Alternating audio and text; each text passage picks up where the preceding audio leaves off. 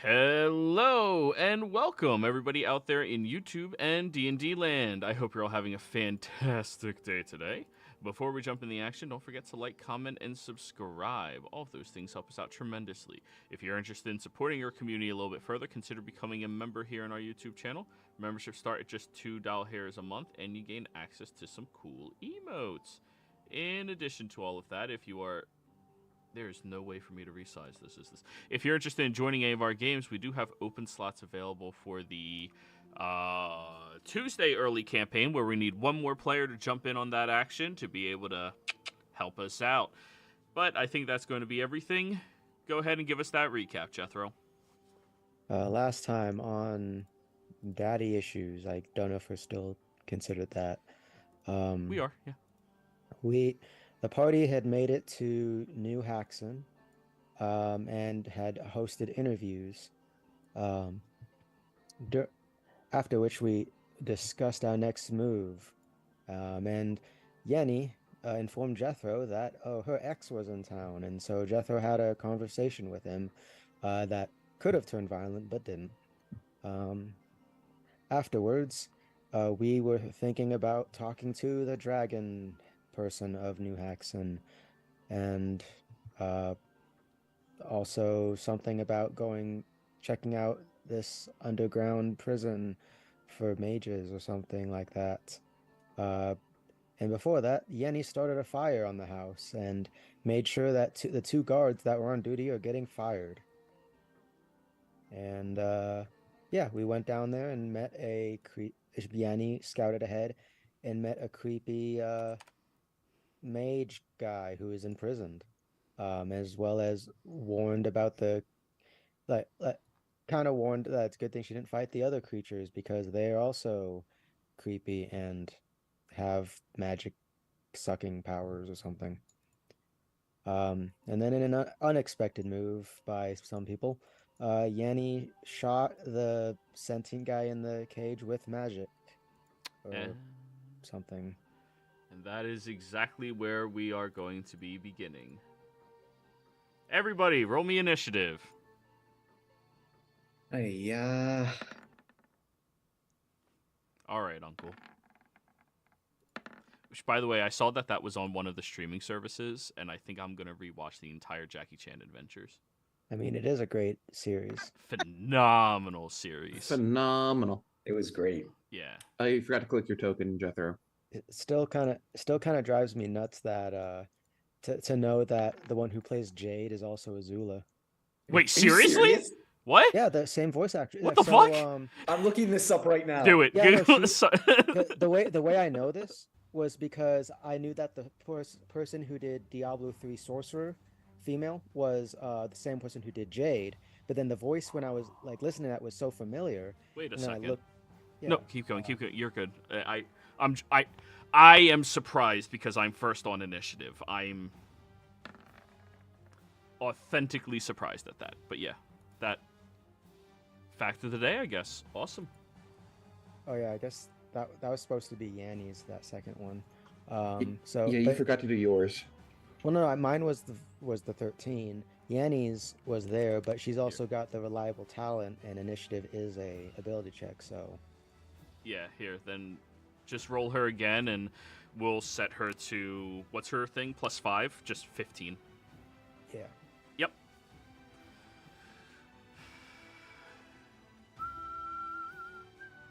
So I got click on her.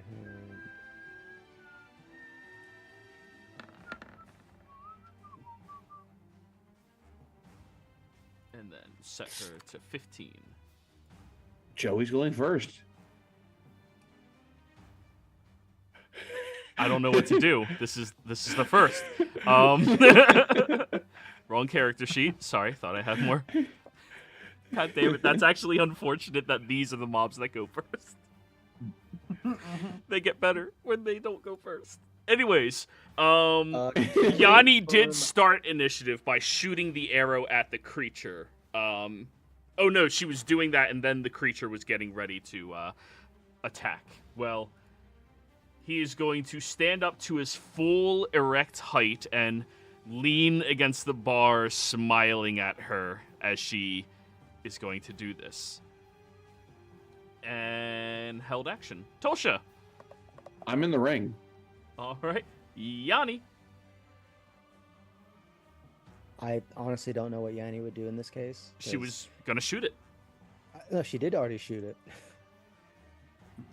No. I don't remember if she shot at him or just a magical arrow. Wyatt said, I shoot it. And then the DM said, then we're rolling initiative next week because it's obviously ready. Yep. So this is, she shoots it. Yeah, but I believe, if I remember correctly, the plan was she was shooting it with a magic arrow to attract the other ones to attack it or something. That is her hope, yes. All right. I guess it was. Did Wyatt say which arrow specifically, or like? Humanoid slaying. Humanoid slaying, yeah. So she will attack with that. Yeah. I accidentally have the sneak attack thing clicked on.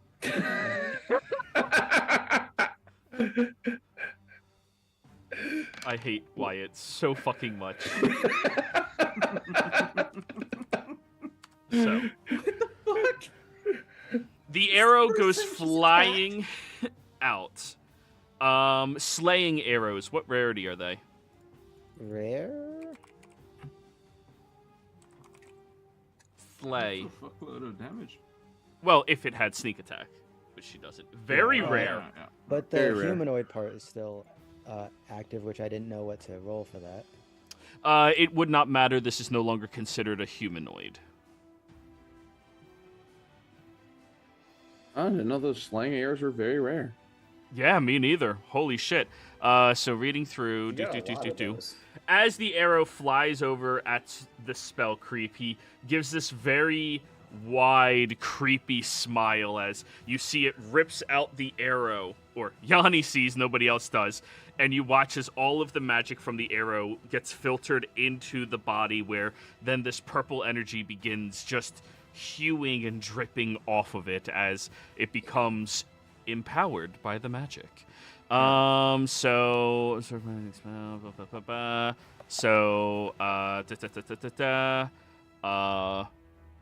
Common, uncommon, rare, very rare, correct? Yes, and legendary artifacts, if I remember correctly. Yeah, legendary and then uncommon, artifact. rare, very rare. Okay, so that is 8. And then he will use his held... Oh, wait. Yanni has multi-attack. Does Yeah. She does? She's a rogue. Is she not a ranger rogue? No, she's just a rogue. Okay, yeah. So that's her one shot, and he will use his held action as soon as he sees that to Misty Step out of the bars. Woohoo! We aided and abetted this thing. Oh man, why does he look like a chiss? That does not look like anything like a chiss. It He's kinda actually does. a chick magnet, but anyways. She still has bonus action. Keep in mind, held action does take your reaction, so he does not get attack of op. Yeah, bonus action, she would disengage and get away from him that suddenly appeared. He does not have attack of ops at his disposal. She would probably dash maybe and say, I think I made a mistake. I don't know. Okay. I don't know how Wyatt would play her because Wyatt's always... Just combat, just play combat. Yeah. Easy enough. Alrighty. She goes running.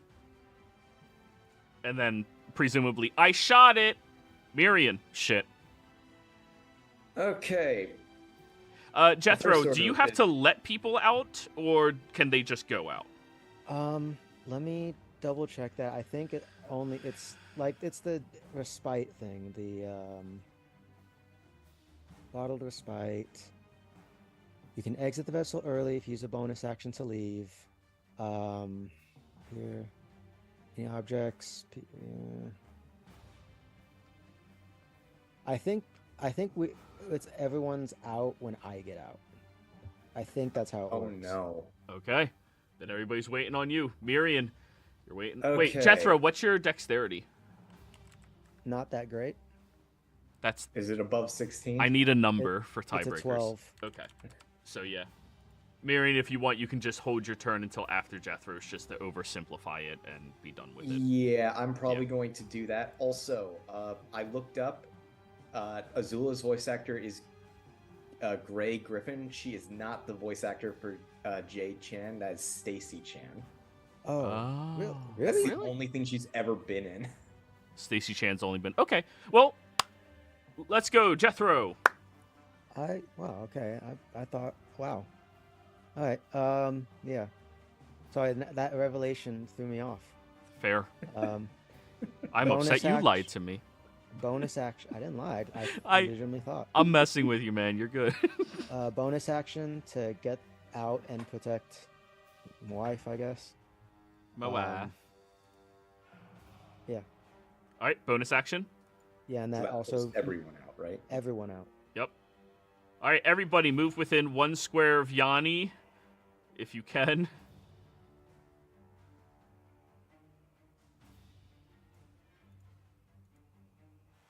Or I guess within 2 squares, because there's too many of y'all.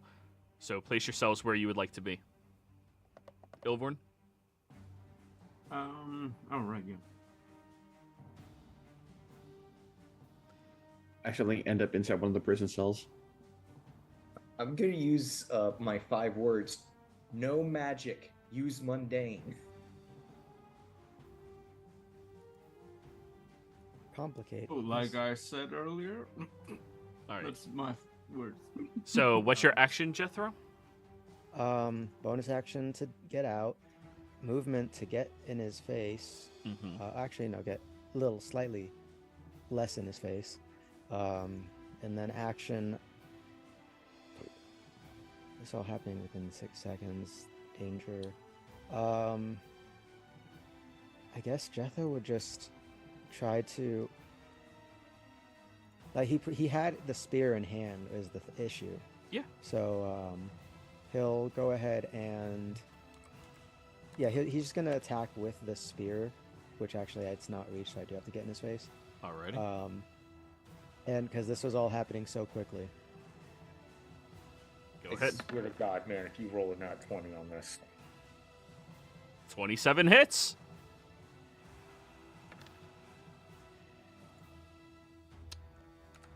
Alrighty. Just the piercing bit? Oh wait. Oh, Yeah. Yeah, I think one thing I forgot because I still don't have 2 attacks yet. I was gonna do cantrip, but it's fine. I will use elemental gift though to add 1d6 thunder damage to it. So Go for it. What did Miriam just yell to you? this is happening in less than 6 seconds. Yep. And he doesn't have that just equipped. He has this and stab. Yeah, So I had the spear out and ready. Jethro, as you run over towards the creature and stab into it, you see the hues of magic around it seem to be like trying to guide your weapon towards these open rifts on the shoulders and sections of the chest. It seems to diminish the quality of damage that you can do. However, it is piercing through and hurting the creature. Yeah, after he stabs him. Wait, what'd you say? And that's it. Miriam. Mundane weapons. Okay, I'm commanding my skeletons to attack because they're probably the best ones for this right now. Skelly boys. Skelly boy. Unfortunately, Jethro is blocking the. Actually, can he walk around Jethro? He can get there. 10, 15, 20, 25, 30. Nope, can only get right behind. Can only get right behind Jethro. Hey, Jethro's tanking for him. Okay, and that's close enough. Arrow Boy can make a shot, right? 30 feet? Yeah. Definitely Okay. with a bow. Absolutely. Okay. Oh, oops. Forgot to pull out the skeleton sheet. All right. Short bow. 14. That is going to be a miss. Darn. As it goes over, you do notice the hues of energy lifting off of the creature that attracted the blade towards specific locations for Jethro, or the tip towards from Jethro towards it, aren't affecting the arrow whatsoever. Meaning it is easier to hit with mundane weapons than it is maybe possibly magical weapons, but that's still a miss. I guess I just get my dagger ready, and that's the end of my turn, because I can't... I'm not getting close enough to daggers for self-defense at this point. The spell creeps all begin shuffling down the hallway, trampling over one another, attempting to get towards all of you as they do. So I'm going to move them, since it's a dash, their full movement, but they are 10, 20, 30, I thought they were over here. 40. Oh, they were all the way down here. Oh, okay. She shot it to the end of the hallway to keep them distracted. So they all seem to be trampling and running on top of one another, attempting to get closer to this magic that started spawning and flying around. All Yay, right. please attack the big giant one. Bernie. Yeah, I'm just trying to figure out what the... Like, a regular spear doesn't have reach? No, it does not. Huh. Alright, well, Yeah. I'm gonna... let's see... I'm standing all the way back. I can go through your guys' squares, right? You can move through your allies with it without being impeded of movement, so long as there is an available square. So yeah. Yeah. So Ooh, long as you guys DM. aren't actively hindering. Let him finish, and then you can go. I'm going to... No, I think I'll actually stay there. Yeah, and then I'll ready an action with my javelin. And if this... where is it? I can't make any pings. Oh, there we are. If that guy makes a cast a spell or anything, I'm gonna throw the javelin at him. Yeet. Got it. Try and disrupt it. Perfect. I get to go again. Holy shit. Wrong sheet. So, seeing what had happened, Jethro, the creature, seems to envelop this magic that it has completely absorbed into itself, and as that has happened, it seems to be hit with a level of ecstasy that comes across it, a thrill and excitement and a love for this power that it seems to have right now. Since it has 6, let me just put that there. And it is going to... Oh, he's intelligent. And he knows the other ones are after him. yeah, okay. Question, do my skeletons count as magical items? They count as magical. Okay. Not items or objects. They are creatures, but they are magical creatures in nature. For an hour. It sees the spear in your hand, and then will attempt to make a Creep's Claw attack against you, Jethro. Expending all of its magical charge to gain an additional +6 to hit and to damage. Just straight +6, not like a 1d6? Nope. That was a very rare item. So, Well, that 25 will hit. the claw itself guides itself over towards you, and it seems to grasp and attempt to grab at whatever magical things are on your person. What are you wearing that is magical? Cloak of Concealment. I've got a Rod of the Pact Keeper, +1. I don't know if Mithril Splint Armor counts as magical. It's just Mithril material. is not magical, no. Okay. Okay, so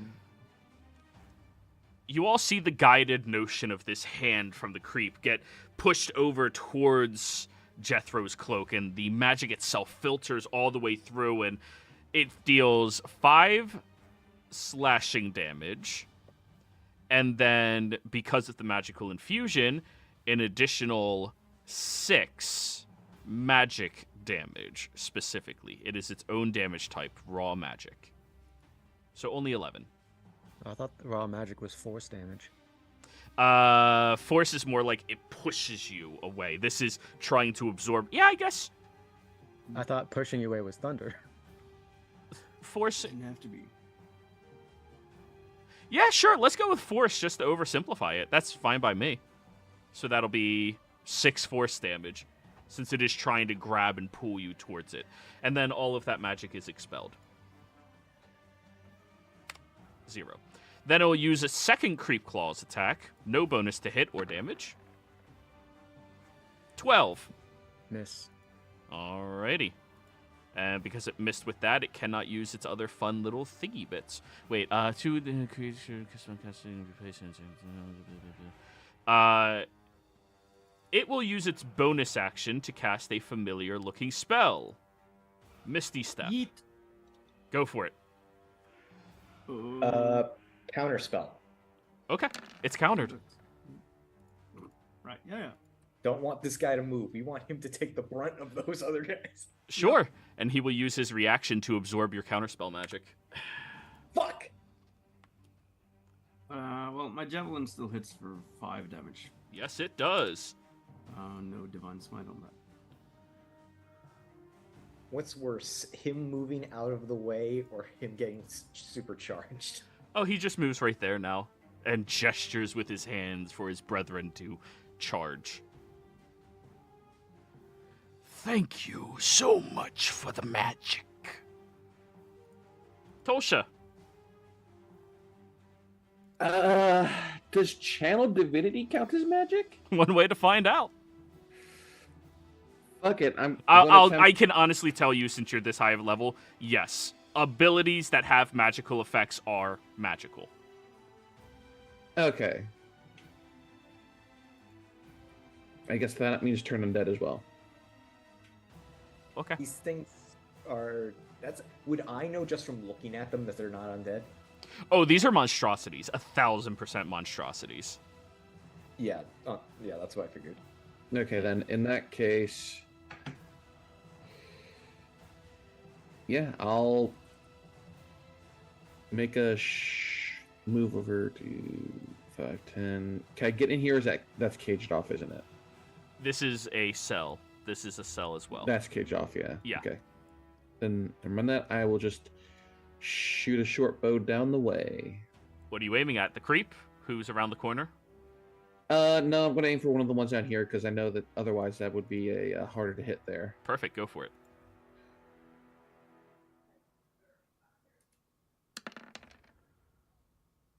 Seven. Since they have no magical defenses right now, yeah, that hits. So yeah, that's 8 piercing, and I'm not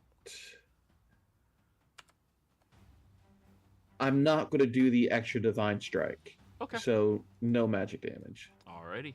8 piercing. Bink. I don't remember this guy being described as so big either. It's when he stood up that he became incredibly tall and lanky. Oh, he was just like freaking in God of War Ragnarok. Mm-hmm. Alright, Tolsha done? Yeah. Yanni. Yanni, seeing Jethro in danger, is gonna take a shot. At the spell creep? Yeah. Well, he at has... the one that... Go ahead.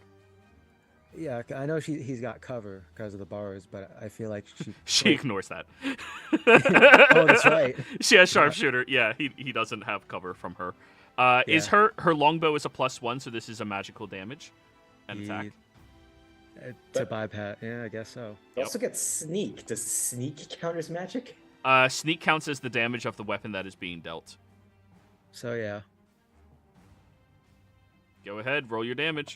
I mean, she's shooting a regular arrow though, so that might be something. The bow grants +1 to damage. That is magical effect towards it. Yes. So that is going to be 39. Yep. Half of 39 is 20. And this is from a common magic source. Oh, he can't do that yet. Okay. Technically uncommon because longbow +1. Yes. Yeah, uncommon. Yeah. Alrighty. That's her go? Yes. Jethro. So I know I don't know what I'll have to do this but I have an idea, Okay. and I'm just want to know if I can do this. I'm definitely gonna bonus action to Giant Smite, so that I become large. Do. Oh God. But then while that's happening, Jethro is gonna drop the spear and grab this guy with both of his hands, and I want to try to like basically plug this hole with him. So you have to first grapple him. Yep. All right. Which is an opposed athletics check. Yep. I have advantage because the Giant Smite. He does not. Beat a 15. Easy. He's a wizard. Grapple his ass. Yep. And then I basically, like I said, I want to more or less just like not throw him because I want to stay grappled, but like plug that hole right there with him. So while grappling another creature, your movement speed is halved, but you can control and move them. So dragging him over here is going to count as 10, 20. And Yep, if you want to push him back, that'll be 30. Yep, that would be all my movement, but that's action, bonus action movement. That's all I got. Alrighty. The spear disappears when you drop it, right? I dropped the spear to use both hands for this. It Just doesn't clarifying that- immediately disappear, it's after a minute. Right? Or is it immediate? Oh yeah, forget because if it they is my packed weapon. Yeah, exactly. Let me double check that thing. Transform into from ritual over an hour. You can dismiss the weapon. No action. Oh, so yeah, can I instead of just dropping it, can it just like disappear out of his hand, but right Yeah. as he goes to grapple? Yeah, dismissed. Yeah. Easy enough. And yep, and that's Jethro's turn, grappling and plugging the hole. Nice. Miriam. Okay, yeah. Skeletons have their orders. Bump, bump. Normal strike.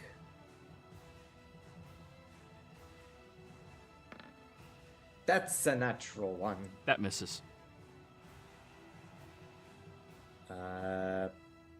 This skeleton. Jethro's a big boy. You can shoot through him.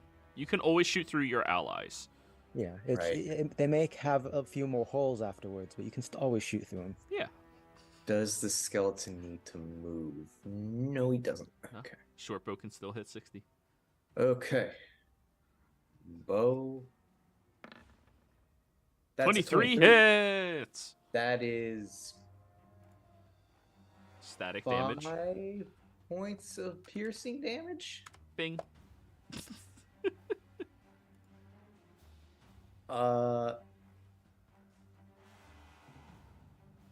Yeah, I guess I'll just move up over here. Alright. And that's my turn. Alright, for the spell creeps, recognizing him as one of their own, they are not attracted towards attacking him. Actually, no, they are attracted to attacking him because he has latent magic. First spell creep, Claw. Yeah, I was about to say. I thought 21 will hit for 5 mundane damage, because they are mundane right now. And sucking out the magic that remains within him. Oh god, it's gonna be just Red Rover past the Note this hot up, I potato. probably should have blasted him. Yeah. But now it has a 3, and it is no longer attracted by that. It's attracted by the next most magical thing in the room, your cloak. I'm going to roll a group athletics check to see how well they can move past one another to get to you, Jethro. Oh, they're not gonna try to claw through the obstacle. No, they recognize that this is one of them. They want the magic first, so now it's mine. Oh, So shouldn't the other guys attack that one then? Since Yeah. They're one track minded. They're doing what they were attracted to. Yeah. All right, so yeah. sorry, DM, clarify. My skeleton actually did 10 piercing damage. I forgot to add my proficiency. Okay. So I'm rolling for each one, and we'll see which one gets through the creep first, because they're fighting over one another as well. All right, so that is 1, 2, 3, 4, 5, 6. So 1, 2, 19 is the highest as of now.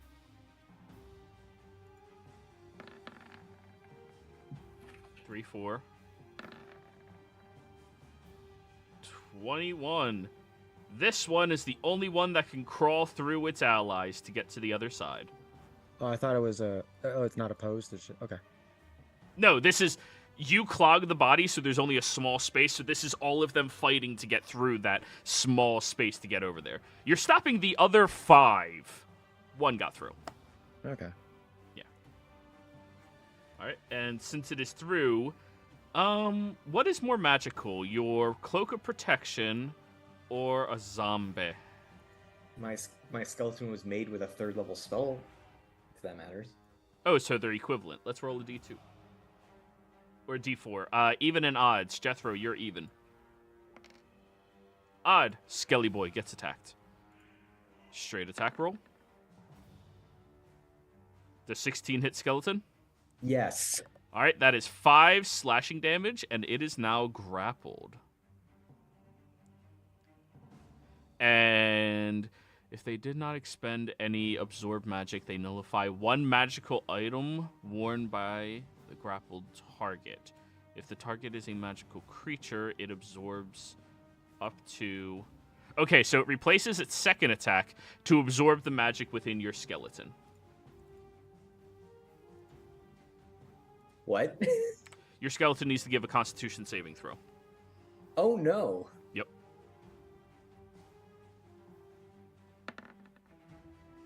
$15. That's just barely a failure. Skeleton collapses into bones onto the ground.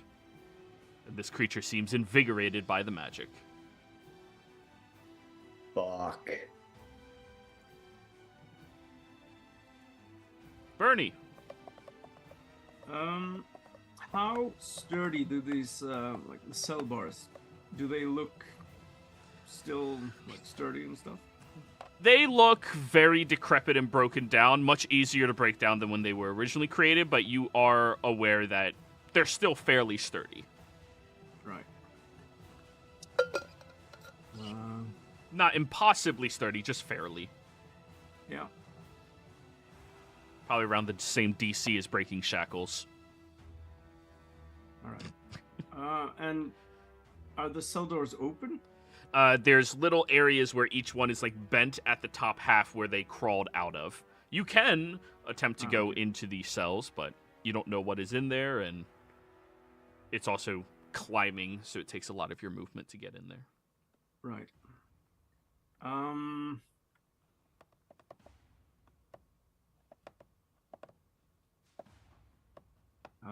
Decisions.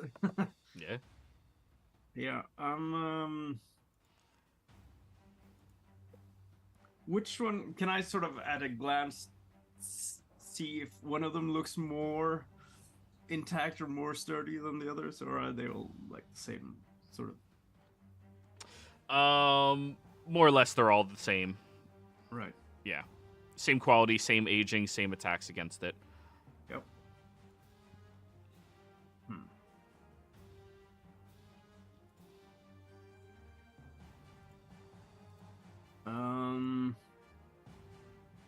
All right. I'm going to quickly look at Miriam and telepathically tell him, get a mage hand ready for when I don't have that spell. Oh shit. I thought you did. Haven't you used it before? He's a different wizard. Wasn't that Lily? Oh, Yeah. Just assuming the wizard does mage hand. Wow, bro. Yeah, of course. just like assuming they have Everyone is totally their own prestidigitation. hands. Yeah. I'm a doctor, sir. I get a whole. Right. Well, yeah. He likes getting his hands dirty. Yeah, fair enough. All right. All right. Yeah, I'll take. I think I'll actually stay where I am. What's the distance? I think it's. Is it a 20 foot or a 30 on the javelins? 30. 30. 30. Okay, so yeah, I'll take one more step forward, and throw. And of course, I shut down my character sheet. Sorry, I'm just a little bit Mm-hmm. Dumb today. Let's see. Yep, I'll just toss a javelin at the big guy then. Not Jethro. 13's a miss still. All right.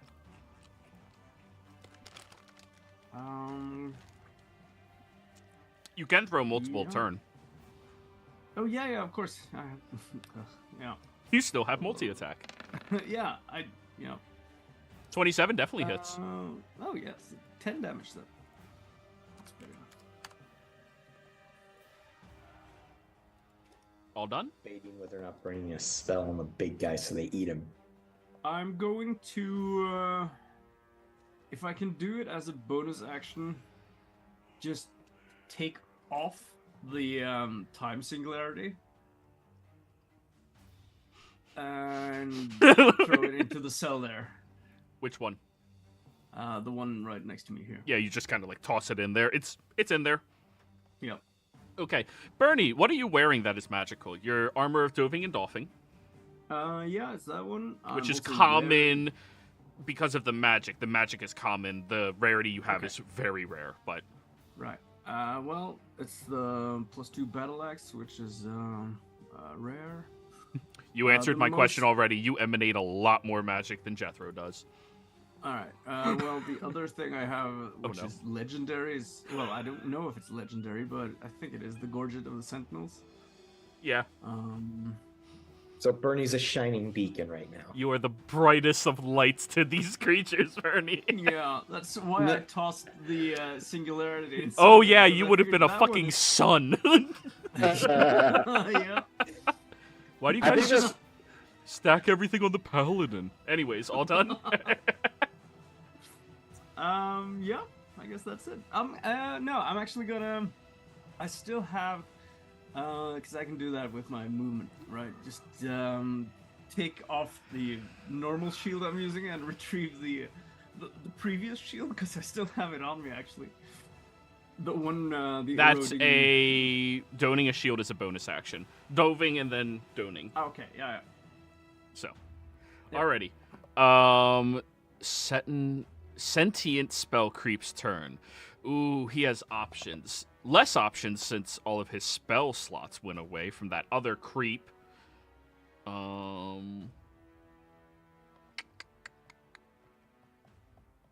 What is more intelligent? I'm a creep. I'm a lover. Yeah. Jethro, you're a pretty hardy appearing individual, correct? Fairly hardy looking, I would say. Okay, yeah, then he would probably not rely on a cantrip getting you. He's gonna go with Creep's Claws. Yeah. 11 misses. 11, yep, Yeah. 24. that'll hit. 5 slashing damage, and he has grappled you back. Neither of you can move. That's fine. I got him where I want him. And he will use Absorb Magic on your cloak. I need you to give me a Constitution saving throw. Oh no.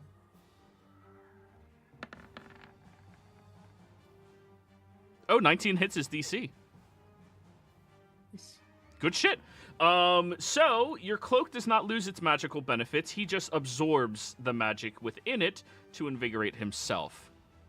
Does he want hit points or spell slots? It's an uncommon, correct? Yeah. Okay, he'll go with hit points. There we go. That's his turn. Tulsha. Are the life bloom leaves magical? Yeah. Yeah. So I'm going to take one of them. Apologize for doing this, but it's a bit of desperate. Wrap it around the head of an arrow, and can I shoot it back down that hallway? It'll be an action to wrap it around the arrow. Okay, I will take the time to do that. Or can I wrap it around one of Yanni's arrows? Since they're up next. Does Yanni just have a quiver, Jethro? Or is it a thing? She's got a regular quiver. Regular quiver? Then yes, you could do that. And Okay, then hold I'll it out do- for her. I'll do that. Hold it, Yanni, like, shoot it down the hall to distract the other ones. Yanni nods and will do so on her turn. All done, Tosha? Yeah, because I'm not told to avoid magic. Yanni. Yeah, Yanni's gonna do that and shoot it as far down the. Basically, she's aiming through the cover sharpshooter to not hit them, and she wants to shoot as far as the bow's range will get it, which is 150 feet or 600 feet total. So it's gonna hit whatever wall is way down there. Yeah. I need you to give an attack roll with that. She's capable of shooting past everything, but... Oh yeah, 24 will weave past everybody and whee! All the way over there. All of the spell creeps that aren't invigorated turn and look. Like, what is this leaf? Is that salad? I am on a diet. I'm actually kind of concerned. I don't know what rank that item is. Are you tossing their salad? Yeah, probably legendary. Aw. No, we're Burning. shooting their salad. Right. Okay. Yeah. That's a lot of spell slots is what that is. Anyways. All done? Oh. Is that Yanni's turn? Is she all done? Yeah, that's all she wrote right now. Jethro! All right, we're both grappled. That's fine. Jethro's been in fistfights before. He's gonna punch the shit out of this creep, and after seeing it try to absorb magic, well. Let's see if I connect first. I will probably say I'll use Green Flame Blade on this as a cantrip, just because I want to see what a cantrip will do to him. Wait, a melee weapon worth at least 1 silver piece. So my gauntlets from my armor don't count as a... We have to ask Miriam, what is the going price for these hands? As the resident necromancer. Would you say generic currently hands they're are 1 giant. silver? At the moment, they're giant hands, so at least a silver. Okay, fair enough. I'll allow it. All right. Canonically, Marion knows the black market dealings for body parts now. Go ahead. Let me... That's the necromarket. Does that mean we're gonna start dismembering our enemies now? Start. Are you kidding me? They're worth more as a set. Yeah, so just a reminder, since I didn't, for some reason it wasn't on my attack sheet, so I'm real quick making it. It's for unarmed attack if I'm not like a monk or anything. It's just 1 damage plus my strength and all that good stuff. Correct. Okay. It's your strength modifier to hit plus 1 damage plus your strength on damage. Okay. Yeah. Unarmed attack, Green Flame Blade. Yeah, cool. 21 hits for a total of... And just because I know this is a bad idea, but we're making bad ideas anyways, I'm gonna Eldritch Smite that.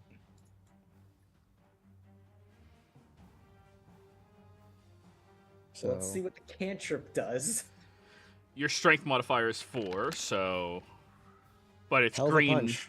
What the flame fuck? blade. Is that with the green flame blade damage? That's with Green Flame Blade, Elemental Gift, Giant Smite, and Eldritch Smite. So Okay. you see the bludgeoning, and you see all that So, shit. 44. Wait. 5. 39 is 20. Oh, good thing he chose heal. Oh, he's going to use his reaction to absorb that magic. What level smite was that? 5. 5? Okay, nice. That's a hefty absorption for him.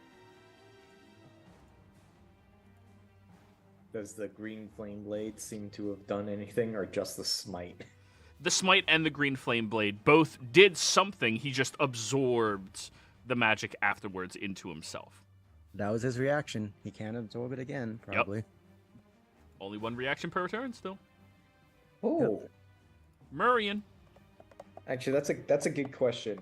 In this fight, have I realized he can only absorb magic once in a round? Roll me a perception check. I'm gonna use a session for this. Your only weakness. Your eyes. Go ahead. Wow. Better than a nat 1. It's dark. It's scary. You don't like not having magic? I mean, yeah. God damn it. I mean, well, now these spell creeps have to choose between the big one that went down there or the really close one that's full of magic. That Life Bloom Leaf is worth more than a 5th level spell slot. 100%. Yeah, Yeah. but there's one that's much closer. Okay, well, let's get the arrow skeleton out of the way. It's 19. Hit. So that's 10 points of piercing. He is officially And hurt. Miriam is a scientist wizard. He's gonna try to cast Chill Touch to see how cantrips work on this guy. All right, give me an attack. Oh, that's actually a good idea. 29 will hit him. Okay. The cantrip's damage is still halved. Yeah, but the nice thing about that is he can't, can't heal. We're- Okay, Yeah. cantrips. Cantrips work. I yell that to the party so they know they can at least do cantrips. All done, Miriam? Yep, he ate my other skeleton, so that's it. Spell creeps. The non-sentient ones that don't have any magic are running after that life leaf. Wait, 10, 20, 35. Now let me roll for the 4 of them athletics check to see which one gets to eat it. I think they went with a natural 20. Wow, it's that short a hallway that they can make it in one dash. They're fairly quick, and yes, it turns afterwards. Corridors always ruin everything. Anyways, common, uncommon, rare, very rare, legend, 10.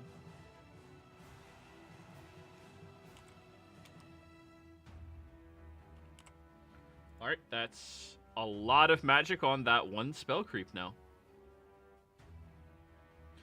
This spell creep over here, Jethro, would you like an attack of opportunity? No, I'm saving those kind of things for the big guy here. Bernie. Okay. You see it just charging and running after you with its mouth widely agape, and you see the streaking magic dripping off of it as it goes to strike at you. This is going to be at a +3 to hit and to damage. Yep, that misses. 27 misses? Oh, it says 24. Oh, it has +3 on top of that. Okay. Yeah. No, that hits. Alrighty, that is going to be 8 slashing damage. All right. So that's 5. Yep. 25. God damn it! Stop rolling so high. All right. Yeah, that hits it as well. That's only 5 slashing damage this time. However, now I need you to give me a Constitution saving throw, as it is trying to absorb magic on your rarest quality item first. All right, I'll use session advantage. Go for it.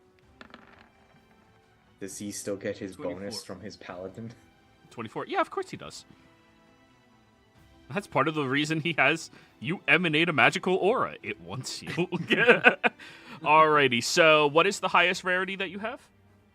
That would be the legendary Gorget.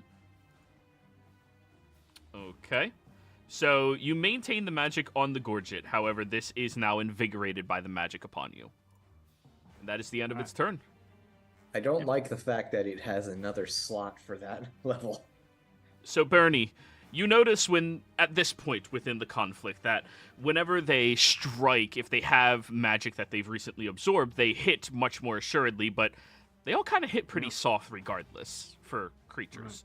However, the amount of magic that it just gained by trying to suck the life from the Gorget, this is probably going to be a wallop if it hits you. Yep. I'm gonna look at the others and shout out, "Stop using magic, damn it! Pick up your weapons!" And Nobody's used magic though.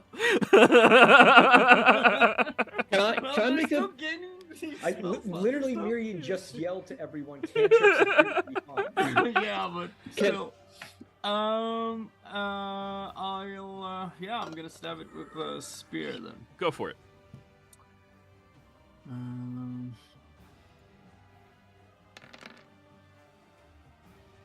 18. 18 will hit. Are you doing your divine smite? No. So just 7. Yep. All right, mundane damage takes the full 7. And 7 more, I guess. 7 more. All right, it's taking it. You see, it's completely disinterested in your weapon, by the way. It just doesn't care about it at all. Yep. Does it seem like it? Because the reason I tossed the singularity into the cell there was to hope and trying to lure them towards trying to get into the cell. As of now, it seemed more focus on you. And now that it's this close and it's trying to absorb your magic, it tasted the Gorget, and now it wants it. Right, okay.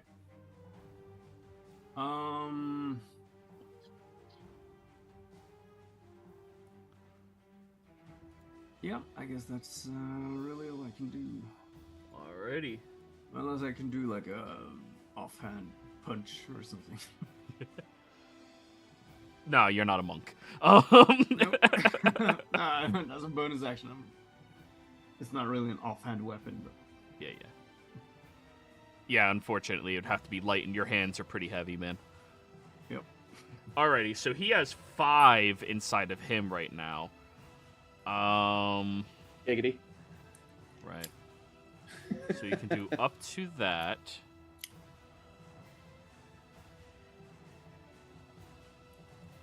Wait a second. Is that a...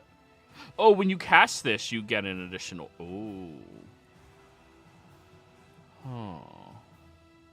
But does he want to expend all of his spell slots or not? No. He'll cast Vampiric Touch, replacing one of his melee attacks.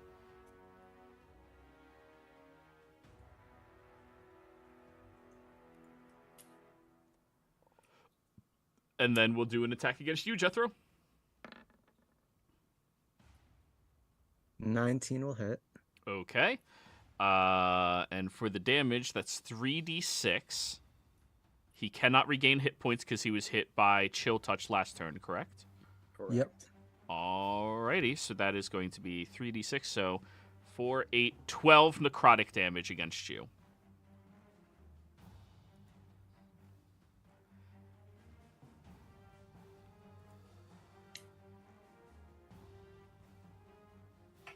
And then he will use his bonus action to Misty Step.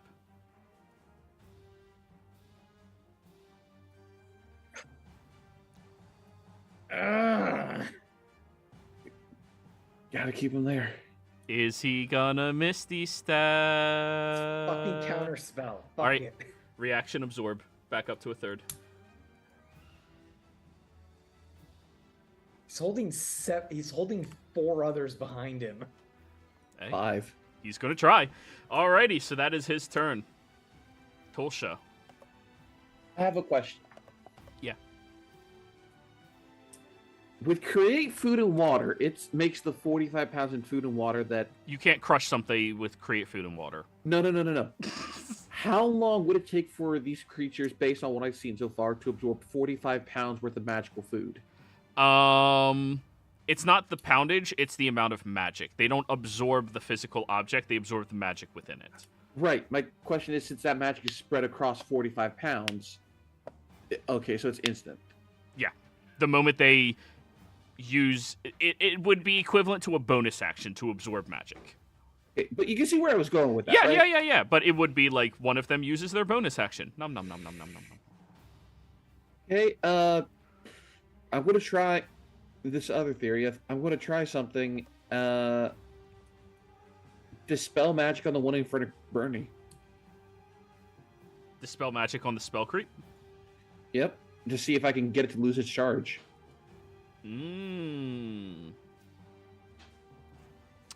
What level do you cast Dispel magic at? I'm just going to cast it at 3rd. Okay.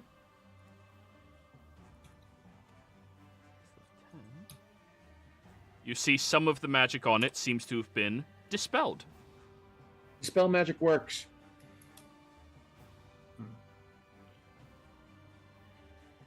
And it only works for the level you cast it at. That's so interesting. Yep. All done, Tosha? Fuck. We need more damage on this thing, unfortunately, so... Yeah, fuck it. Bonus action Spirit's Weapon behind it. Go ahead.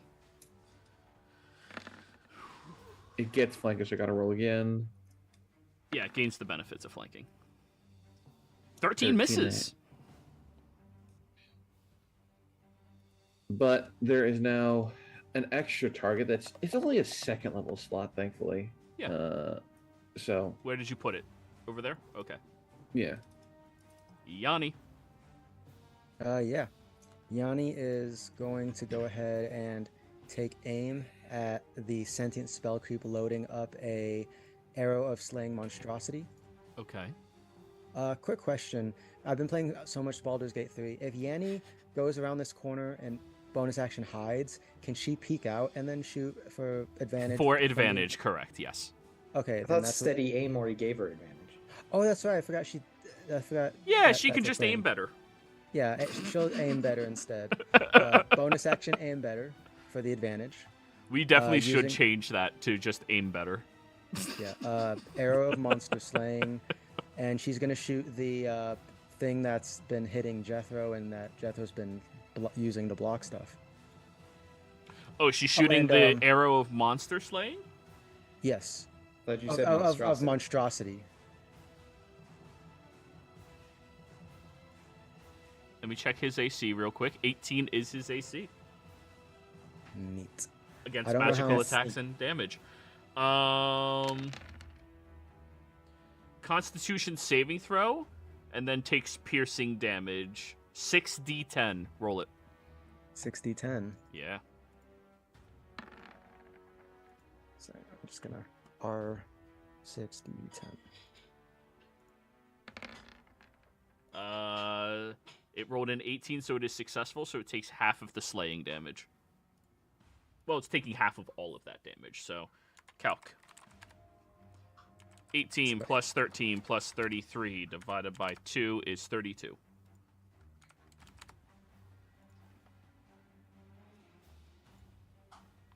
It seems to be incredibly pained by that arrow, and now seems to be incredibly pissed off as well. All done? For Yanni, yeah. All right. Jethro. Jethro's gonna yell out, "You know, it'd be rather smart to deal with the one that talks." And yeah, then he's gonna go for another punch Do it. while still grappling. And yeah, he's gonna do the same thing he did last time, because it already absorbed some shit. Oh, actually, one more. Wait, no, because that's a spell. Shit. Okay. Yeah, no, same thing as before. Green flame blade, punching.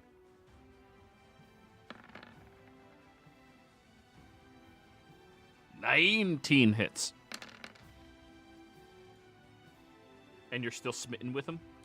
Yeah, I'm still smiting him with my punches. So 23 on that. As you are striking, you see the magic just being pulled and ripped around from this creature as it seems incredibly pissed off, and it seems to want to absorb all of this magic you guys are emanating outwards, but doesn't seem capable to do it quickly enough. Can I see that and to make an observation that it might get overwhelmed by too much magic? You can make any assumption you would like. I mean, it already is.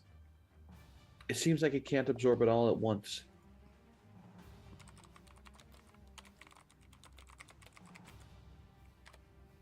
All done? Yeah, that's all Jethro's got right now. Marion. Arrow. 19 hits. 10 points of piercing. How about for you? Wait, are you shooting chill the spell touch again to creep keep or it- the sentient one? Bernie looks like he's handling his own against that guy. I'm gonna hit the big one so he can't heal again. Go for it. 20 hits. Okay, and 15 reduced to whatever. Reduced to 8. He's looking incredibly bloodied and can't heal. Okay, it's my turn. All right. This spell creep.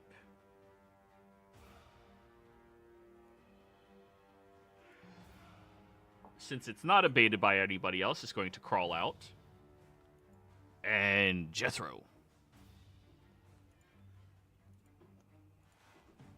It would help if I actually had their sheet at the top. Nope, that's sentient. Other one. It gets a +3 to hit and +3 damage. Well, that wasn't expelled, so it still has its +3 to hit and +3 damage. All right, that's Still its miss. turn. These ones are invigorated. Since that has a 10th level spell slot in it, it is going to 10, 20, 30. Did you just say 10th 40. level? 10th level. Yeah, legendary.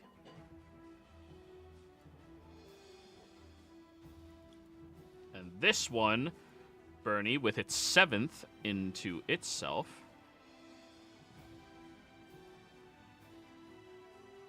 Yep, +7 to hit, +7 damage. What's with these fucking rolls, man? You never rolled below an 18. Yeah, it's. I rolled a 1. It's right there.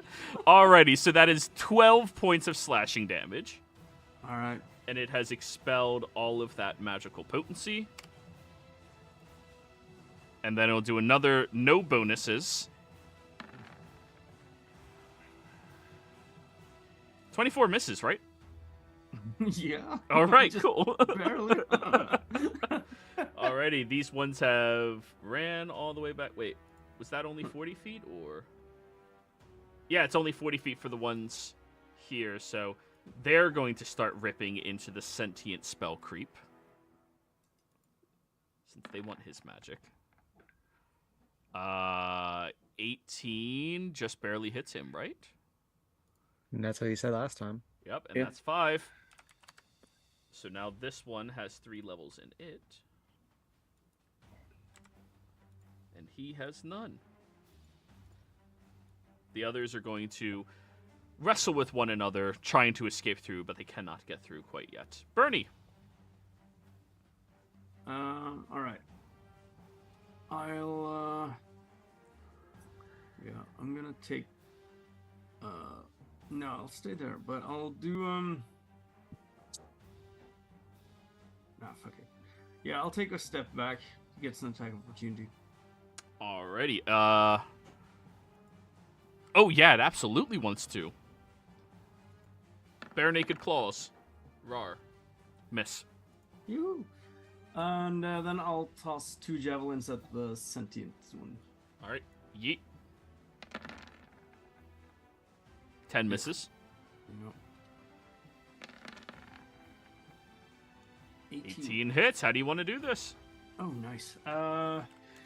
Yeah, so I'm seeing that it's about to go down, and also Jethro calling out for help and deciding to focus on the bigger target. Bernie takes a step back, unfortunately missing with the first javelin, but the second one hits right into his heart and ends him.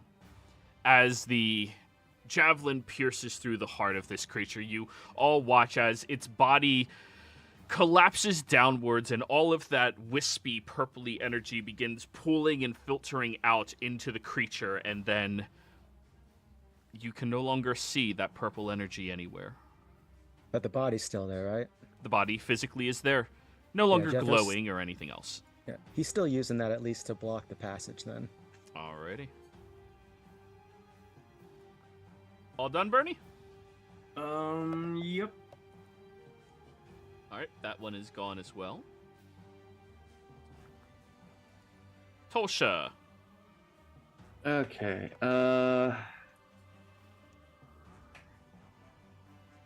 You know what? I'm gonna do this because this seems like this would probably be a smart idea, since Bernie is thankfully in the way. I'm gonna cast haste on Yanni, All right, Yanni is hasted. so she gets 2 attacks, and she seems to be able to do a lot of damage. Yeah. And then bonus action, spiritual weapon. Yep.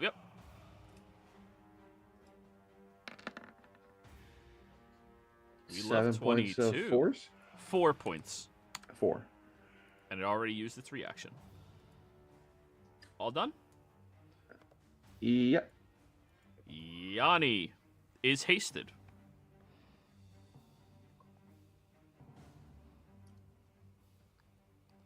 That's you, Jethro. Yep, I keep forgetting. Yeah, now that the big one's out of the way, Yanni is going to focus on what's in front of her. Bonus action to aim, just shoot better. And I think sharpshooter. Yeah, with sharpshooter, she'll do the -5 thing. -5 to So- hit for +10 to damage. Yep, which is actually not on here for the damage thing. So let me just add that real quick. Sharpshooter. Damage 10. Okay. And yeah. Do. Advantage 20 to hit that one that's in front of Bernie. You said -5. Oh yeah, sorry, 15 to hit one in front of Bernie. 15 just barely misses. Well, you have a second attack. Yep. I don't have a second attack. Yes, she does. She's Jeez, hasted. bitch. Oh shit. Okay, yeah, same thing then. 23. 23 does hit. Alrighty. And then +10 to that. Oh, you've no, been rolling with sharpshooter this whole time without doing No, the no. -5. I just added that. Oh, I literally said that a little while ago. Okay, cool. Alrighty, so that is going to be from the bow, 43, half down to 22. We love 22. I hate 22. Alright, so that's Yanni's go. Jethro's go. Jethro, holding the. Can I better plug that passage with the body now that it's less resistant? I'd say athletics just to snap it into place and whatever happens, or survival to actually try plugging it appropriately. Oh no, this is forceful. Alright, go for it. Advantage because of the Giants thing. 24. Okay. The DC is going to be set to 24 for them to crawl through. Cool. Good. And now it's kind of like you snap the body into there, and yeah, it's going to be stuck there for a while. Yep. All done? Damn it, Jethro! I wanted to examine him. You can examine him later. Yes. All right. I am going to Besides, consider that your action, though. Yeah, I figured. Yeah. I don't think I have a bonus action thing I can do at the moment, so that'll be my turn. All right. Marion. All right. Arrow on the spell creep in front of us. Shoot. 15. 15. Oh, I'm looking at sentient, sorry. 15 and is non-magical. Yeah, they don't gain any bonus against non-magical. So yeah, 15 just barely misses. Okay. Same thing, chill touch. Go for it. 22, We love 22. No, we don't. 11, necrotic, and now it can't heal. 6 necrotic. This is the most I've ever hit with chill touch in this entire campaign. Let's go. You should do it more often. All right. Yeah, that's a good cantrip. I did. It kept missing. Jethro first. +3 to hit, +3 damage. 22. All right, that I hate is 22. 8 slashing damage. And then they expelled all of their magical juice. Try to hit again. God damn, 24. I like 24 better. All right. That is just 5 points of slashing damage. And then absorb magic towards your cloak. Con save, please.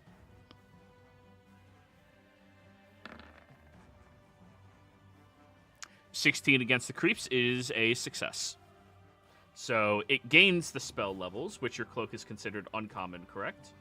Mm-hmm. All right, so that's 2, so 4.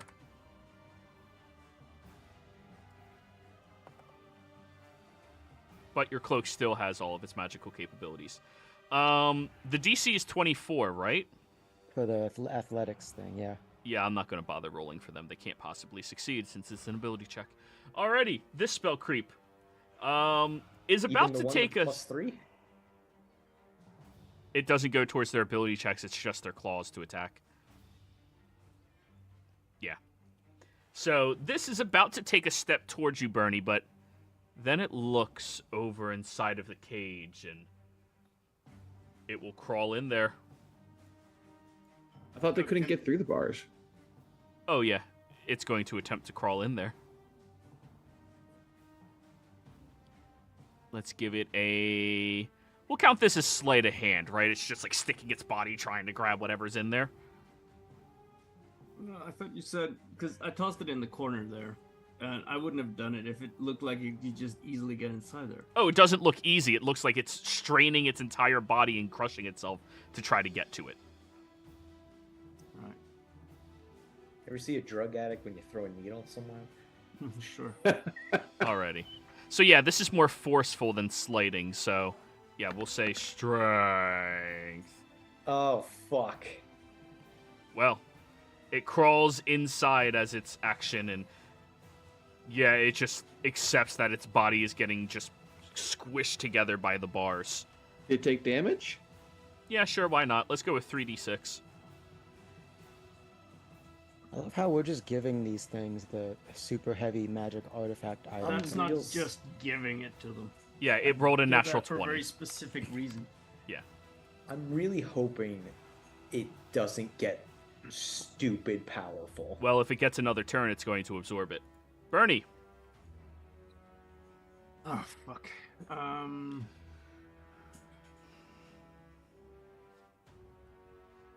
I can still attack it through the bars, right? You have a javelin. I'd say yeah, definitely.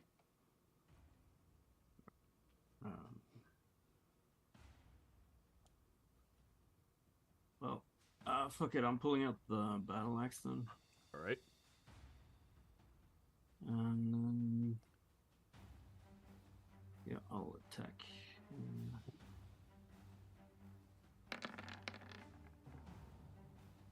Oh! Hits. That's deserved. All right, that's. Smite it! And, Smite it!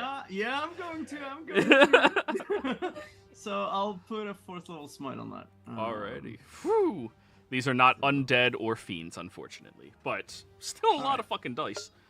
Yep. So Max! You Yeah, got the no. maximum. Alright, so that's 7 plus 9 plus 26 plus 18. Anything else? I think that's it. Alright, so that's your first attack, which comes Yep. out to 30 damage on it. Yep. And my second attack, I'll follow up trying to do the same thing. Well, 23 still hits. 23. All right. All right. 3rd level smite on that. Then. Go for it. Uh,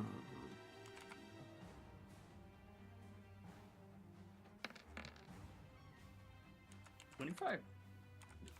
So Alright, so that's- that's 40. Ooh, it's just barely still alive as you see it's crawling through the gate, just crushing the lower half of its body compressed inwards as its arm is just reaching towards that amulet. Pharaoh looks at nothing else, and you start grabbing and hacking as best as you can. It's just barely still holding on, though. I'll take a step over towards the side then, and Yanni, finish it now. Tolsha? gonna move here and then move spiritual weapon through the bars to make a swing at it, since it can go through things, right? And it's currently prone, trying to crawl after it. So advantage. So it's advantage. Yep. Yeah. Oh, I should have had that for you as well, Bernie. It didn't make a difference, but No. yeah. No, yeah. You still double critted and then 23. 11 points of force, half the 6. That is going to be enough as the spiritual weapon swings inside and just decapitates the creature, as you see its middle fingers just barely touching the chain of the amulet, about to grab it. Well, okay, it's safe. Since the spiritual weapon can interact with things, can I use the rest of its movement to like drag the amulet out towards the edge of the cage so we can like grab it, so we don't have to worry about that again? Spiritual weapon doesn't have that level of dexterity. It I hitty can't just- hardy quickly. Can you do it like Peter trying to get that dead frog out of the box? Okay. All right, that one's taken care of. Fuck. Okay. How many up there, Jethro? Out in 5. In the room with you? Oh, 1. 1. So you still have your action. Okay. Yeah, I'm just gonna hold action in case anything comes this way, and then I'll shoot it with an arrow. Actually, no. Can I use my quarterstaff to try and like pull the amulet out of the cage? Then. For your action, sure. We'll count that as a. This is sleight of hand since you're using like an object to kind of Okay. finagle it. I'll roll sleight of hand. Come on. 25. Yeah, you stick the end of your pole and start dragging it over and reach down and pick it up. And it would be a bonus action to throw it to someone else, wouldn't it? Yeah. Okay. In that case, I'm just going to With any move amount back... of dexterity, unless you're I'm just gonna move- throwing it. Nah, I'm going to move back behind Yenny with it. Just yeeted So at that- all of them. Nothing bad. Yeah. It's like, okay, don't have to worry about that again. Yanni. Yanni, bonus action, aim better. Action, just start sniping the bits she can through the body and through Jethro and all that good stuff. Yep. not So gonna- the one that's actually seen. Well, no, because I assume that she could probably find like some gaps in the thing, unless there's none. No, if they can't crawl through, you can't shoot through. It's like Okay, that- you squish that shit in there. Okay, in that case, yeah, she'll go for the one that can be seen. So, not doing the -5 thing. Wow. That's the lowest I've ever seen her roll. I mean, I'm the one who rolled it, that's why. Probably, yeah. Oh, but she's hasted, so... Wow. What That's does her aim better do? Is it the next attack or attacks this turn? It gives... Oh, yeah, it might be a next attack. On your next attack roll, so, yeah. Doesn't she have elven accuracy as well? Oh yeah, That's true. that first one she's supposed to have super advantage. So roll one more d20. I'll just roll a straight d20 rather Super than... advantage. Yeah, that'll hit then. Okay. Roll the damage. Yeah, fucking else, man. They get super advantage and shit. 36 down to 18.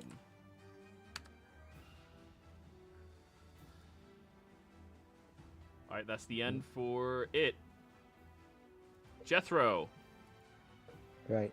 How secure is this body? Because would it be an action to keep it where it is, or a bonus action? Or No, what's like the- you brute forced it so that it stays like that. Their survival was going to be to try to, maintain so they can't come through, but I forgot you're stupid strong. At the moment, yes. Yeah. All right. In that case, Jethro is going to... Is that a lit brazier? No, it's completely dark here. The map just came with lights. Ah, okay. Yeah, the Jethro... oh, yeah, I do have a bonus action thing. I'll second wind. As a bonus action. 1d10 plus fire level, so that's... So, yeah. This plus 4, so I regain 6. And then this will be a disadvantage, but Jethro's just gonna straight up Eldritch Blast this one in the room point blank. Because yeah. That is disadvantage. So go ahead. Hey, we're starting Do blast. I think at your level that's one. 3 blasts. Yep, 3 blasts. And I don't know if the repelling's gonna do anything for the secondary ones. Oh, in you can regards to- absolutely repel these guys. Yeah, so for the first, I can only do it once. So the first one's gonna repel him at disadvantage, but Ooh. I assume 19 still hits. 19 hits. And then the rest it will be regular Yep. rolls because it's not disadvantage anymore. God damn. This is deserved. I've been rolling very well. It's fair. Oh, shit. Plus 16, plus One of those 7. was a crit. So, yeah, Oh, that's true. roll one of them again. So 4. 8 plus 3 is 11, so 6. And then Ignore that 4 right there. 7 is a 4. There we go. Pew, pew, pew, pew. You shove it up against the wall. All done? Yep. Alrighty. Mirian. Well, we have to move now. 5, 10, 15, 20, 25, 30. Arrow. 15.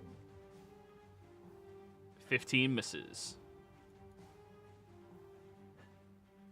And me moving up 30. Can I see him? Yes. Chill touch.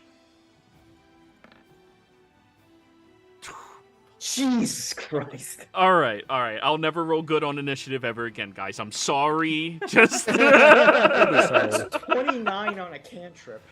we'll take that. 29 is 30, so 15, and it can't heal. And the funny thing is, it's finally taking damage, so it would... God, stupid creatures. It would use its reaction to absorb the cantrip, but it can't heal. Oh, wait, no, you can't absorb cantrips. Never mind. Has to be a leveled spell. Yeah, so... That's my turn. Oh, okay. Spell creep. Rah, rah, rah, rah, rah, rah, rah, rah, rah, rah. Ooh. Jethro, you're even again. Alright, so it's still going after you. Yep. This is a +4 to hit and damage. That's a miss. Still a +4 to hit and damage. That's a miss. Alrighty. Alright, cool. Yeah. Bernie. Yeah, I'll look over the others and just... yeah, good work. A little help. I'm heading over here. Let's see, that was 10 feet. And yeah. Over next to. I suppose I can move there. Flanking and attack.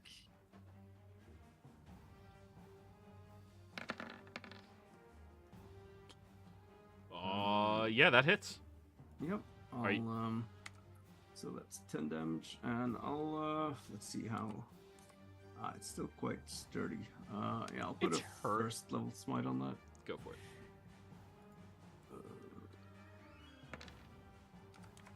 Oh, 18 damage to that. Second attack.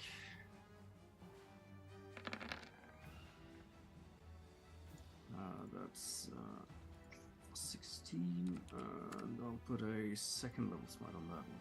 Go for it. 13. 13. For another 7. And now it will use its reaction to consume magic. Yep. And you're hitting it with a melee weapon that is magical, correct? Yep. Okay, con save, please. All right. Just con save.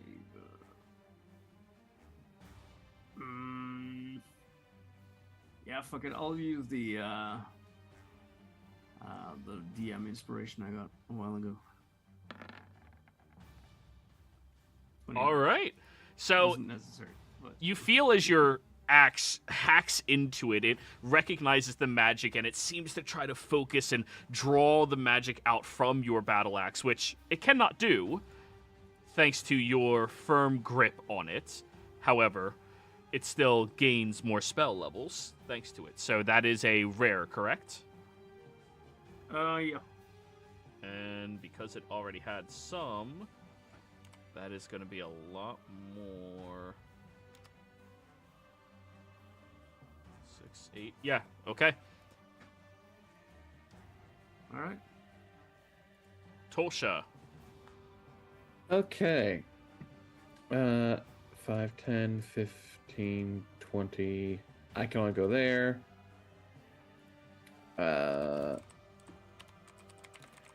Is that within range to strike at the thing? Because I can't see it. That's as far as you can move the weapon? Well, no, I can move it more. I just don't know if it's within range because Oh, I can't. it would have to see move it. one more, and then it can. Okay. And I there's will no do that. position for it to get flanking, unfortunately. That's fine. No, I mean, it's not. Yeah, if you can't see, then you can just command where it goes, and that's it. Miss. Yep. Yeah, that's it. Yanni.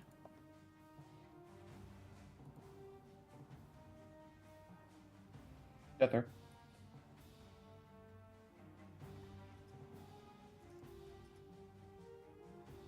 Jethro? Yep. Yanni's sorry. You're good.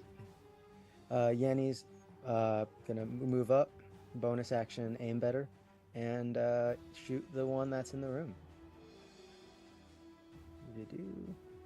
No, Gonna have no to move a sharpshooter. little more than that. 16 hits. Okay.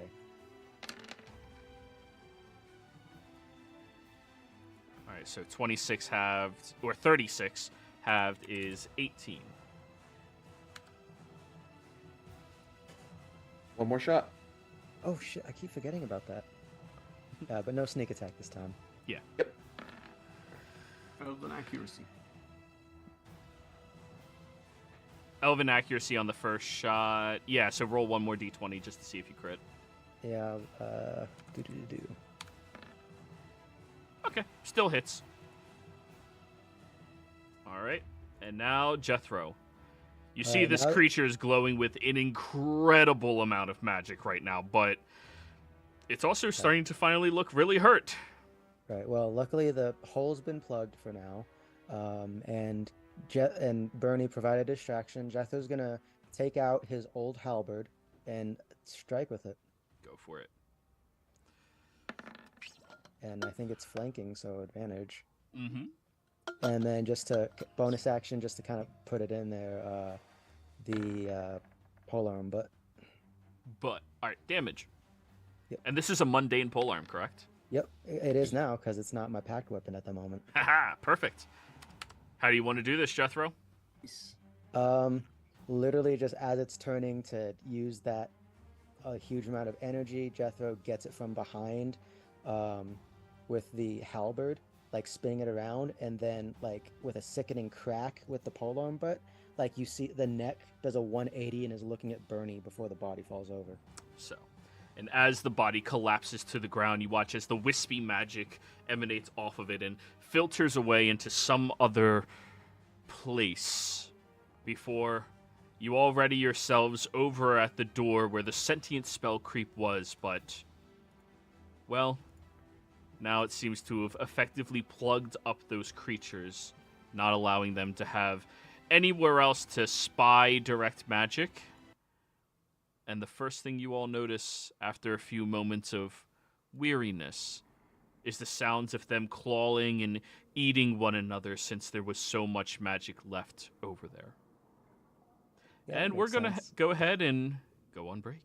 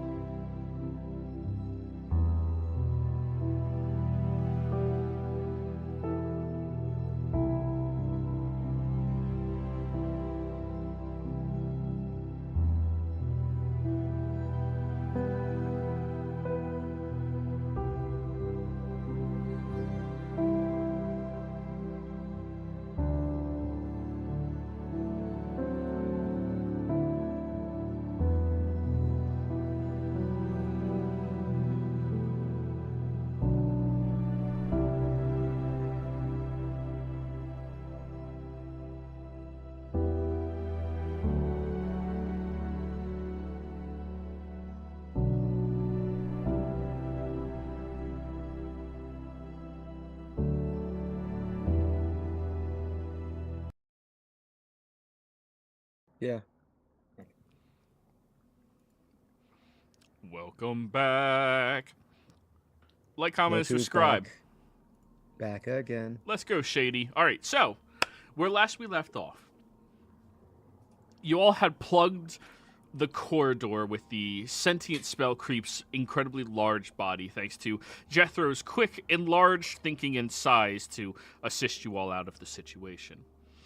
After killing 2 of the spell creeps over here, the very weird nature of these creatures begins to strike all of you.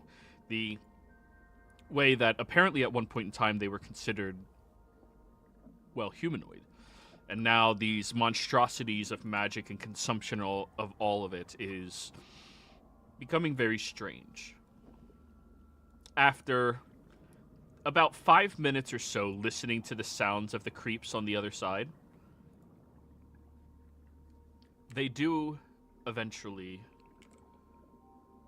dwindle down to the sounds of just one of them scratching and scraping against the hide of the sentient spell creep on the other side. What is it you all would like to do? Did we kill that last one? Put it out of this misery. Yeah. How damaged is it too? Because I assume that they've been fighting each other for dominance.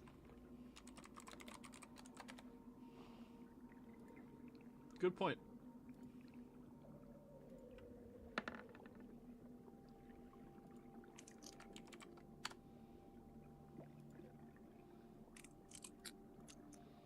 In that 5 minutes that we were waiting for them to eat each other, can I make like a medicine check on these things now that I have a corpse in front of me?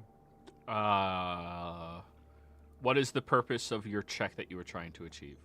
I want to see if I can try to understand what was done to these creatures to make them like this.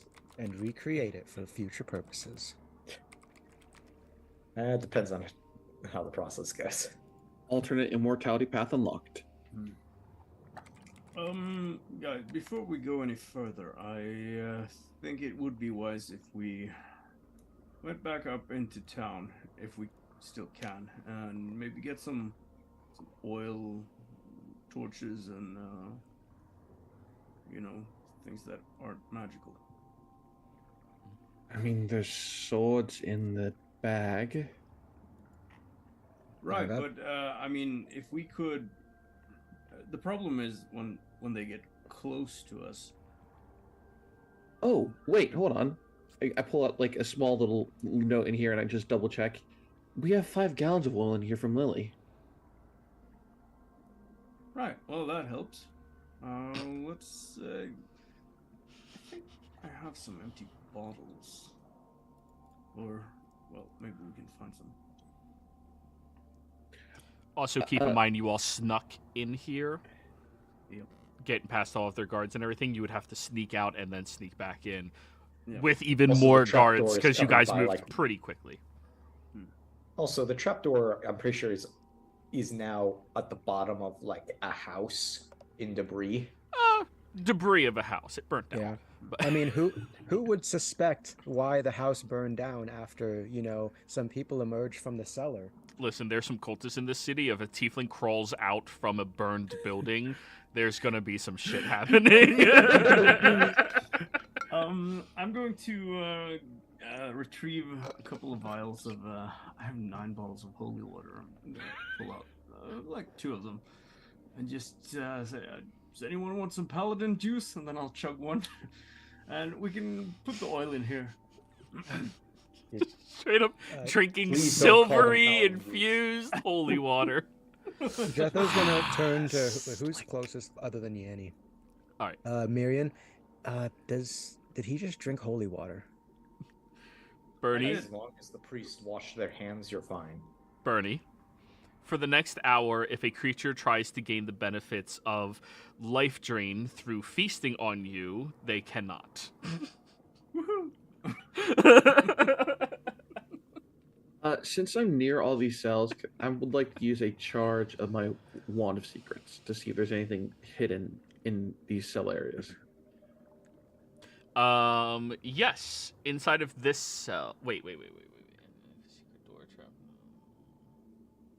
There are no secret doors or traps. Ignore what the DM said previously. Okay. Because now I'm moving it. Well, to be fair, this was the sentient one's cell, right? The only one that had a brain. Yeah. We're gonna. Mark to investigate that one. Right. Okay, there's no trapdoors, nothing can pop up from the floor, no way out, but let's check all these cells to see if anything got buried behind that's mundane, because I assume they ate anything that's magical. So, remind me again, what was the purpose of your medicine check, Miriam? I wanted to see if I could find out what exactly was done to these people, even though it's been how many hundreds of years. So, like, they got to this point. Okay. Looking at the body, obviously there's been repairs, there has been decay, and there's been alterations over the, well, millennia that have happened since these creatures might have been turned. However, you see that clearly infused into the spell creep, there is... Excuse Jesus me. damn. Thank you.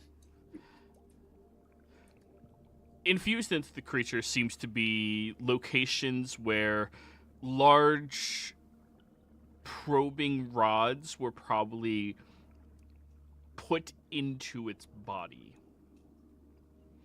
It would appear that the physiology of the creature, the intestines, the stomach, the entire digestive tract as a whole was removed from the creature, and instead, where you see all the strips of floating purple energy, it seems like that is where it was eating from. Not its mouth, not its stomach. It was absorbing magic instead.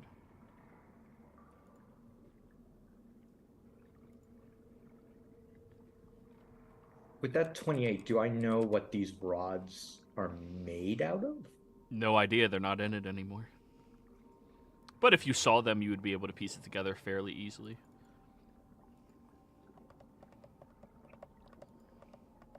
Okay.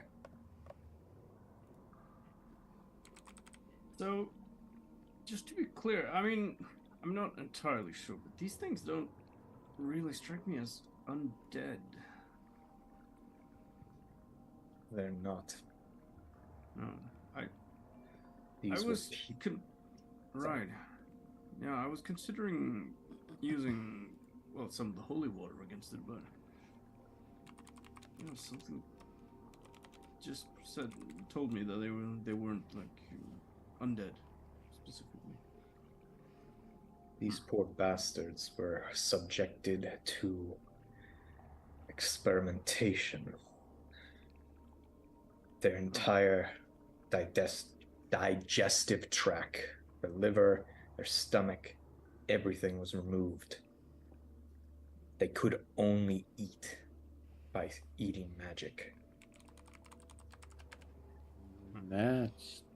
But so was there an experiment that turned them into this then, or was it just an effect of gradual mutation? Joe, Didn't you say that earlier? Yeah, go ahead.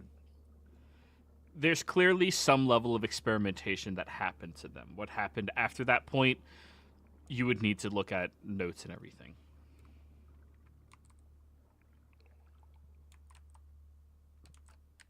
Well, in any case, we don't know how many of these things there are or how big this prison is. So we best be prepared to encounter more of them. Yep, just dealing with this one. And Jethro has been, while this conversation happened, been like slowly pulling the forced-in body of this one out and getting ready to fight to kill the last one that's there. Between all of us, is this still an encounter? It isn't unless the body is moved. Jethro's obviously trying to move it now. I'm just he's being. It's fairly obvious what he's doing. So unless someone wants to stop him. Leave the body there. I mean, you sure? Miriam said he wanted to take a look at it, and just there's one more over there. Might as well deal with it, you know? It's fine. At at at at the very least, let's open the door to his cell. He was, if he's the only sane one, he might have actually kept notes about all this madness. Right. I mean, if it is just one, me and Bernie could probably handle it while you all take a look at that stuff. Oh, sure. But I mean, we're not really in a rush to handle that thing, and if Miriam is right and there is some notes or something, maybe there is something about any kind of weakness they might have or something. I mean, weapons seem to work just fine once you stab them, slash them enough times. Oh yeah, I point to Jethro's arm that has a giant bite mark taken out of it. Well, you see, the problem I noticed was, which was also the reason why I didn't want to use my axe against it, was it seemed like they could manage to draw the magic out of the weapon used against them. Alright, then no magic weapons, no magic stuff, because this one kept going from my cloak. And Jethro just kind of basically strips his magic items down, so he's just in his armor and a halberd. Off in the distance, you all hear a cat call whistle. Right. Well, I'll give me a moment, and I'll switch over to my other shield and take out the augments of that one. That's not something that's like a long procedure or anything, right? Removing augments from it? Yeah. Removing the magical effect, well, usually it's transferring that takes an hour. I'll say removing it probably takes like 10 minutes. Okay. Yeah. Bernie, you need a regular sword? Shows his like backup long sword for him. Yeah, well, sure, unless we have a mundane axe and bag of holding. I don't think we do.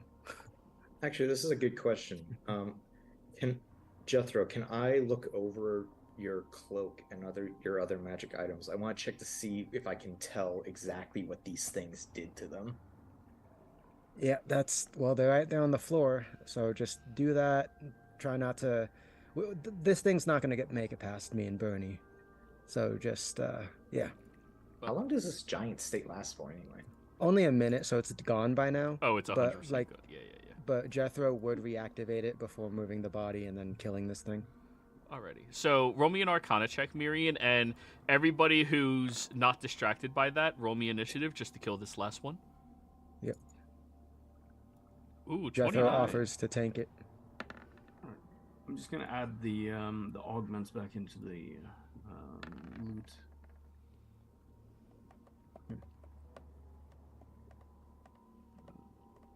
So only the two of you are trying to... Oh, Bernie's editing his sheet. We'll give him a minute. Yeah, I'm just... And waiting for Yanni to roll as well. Oh yeah, I thought Yanni was gonna focus on investigating and stuff. All right, that's fine. So Yanni can be investigating while Miriam is doing an Arcana, while Tolsha, Bernie, and Jethro are ready to fuck this spell creep up. Just in case my skeleton will defend me. In case they fuck up.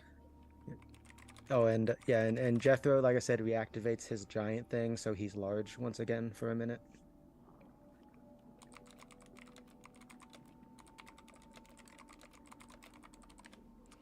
Alrighty, so reactivate. Everybody rolled initiative. Bernie, you can't stand there. That's Jethro's. Bernie, you're a little close there, buddy. Hey, not my fault you're spreading your legs so much. Alrighty, well, you throw away the sentient spell creep's body, and immediately the other spell creep goes to charge in against you. Oh wait, it's gonna go before you, Tolsha. They fast. Yeah, 22 dex. They're fast as fuck. They're designed to ravage. Alrighty, Bernie, you go first. Yeah. I'm still just editing the thing. All right. We'll add a little bit of more hack music. Yeah, just do it this one. Fuck it.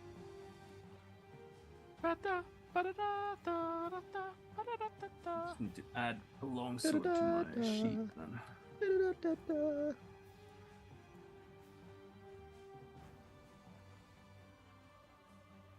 And yep. I'll just move up and I can attack it from there, right? From see it. around the corner, yeah. Yeah. Just move a little bit so it's a bit more visible. Mm-hmm.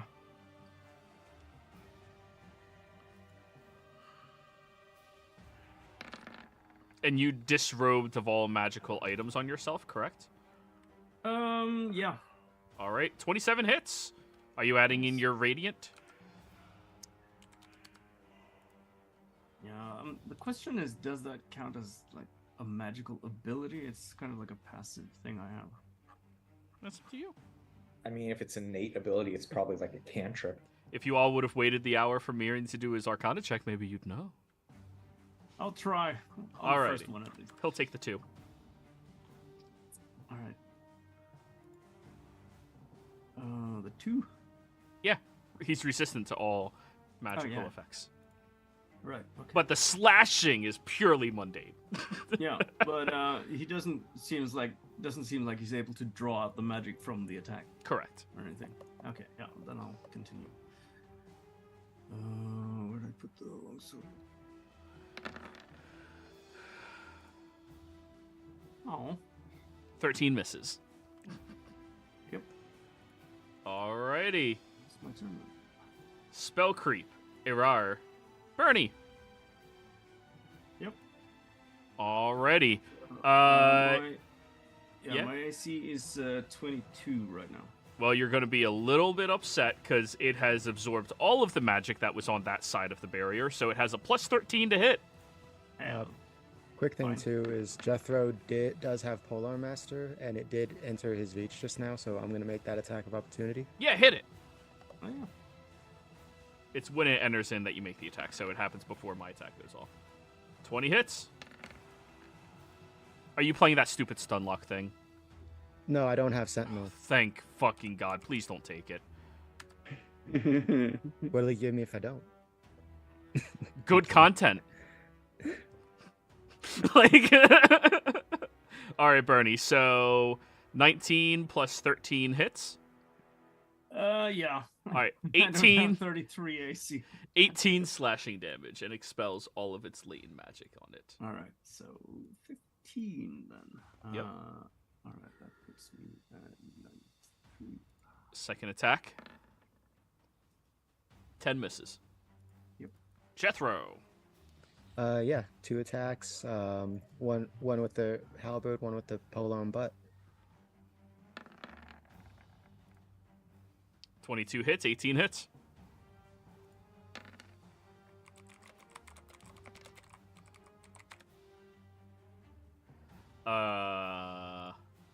That is going to be... What's that extra 3 on top of the 13 from polearm Giants. So once per turn, Giants, okay. Giant Smite. All right, so 16, then 9. All right. Oh, wait, I hit Jethro. It was supposed to be Tolsha next, but it's fine. All fine. done, Jethro? Yep. Tolsha. Sacred Flame. It has advantage on these. It's a Dex. dex save. Oh, Jesus. Yeah, no, it's good.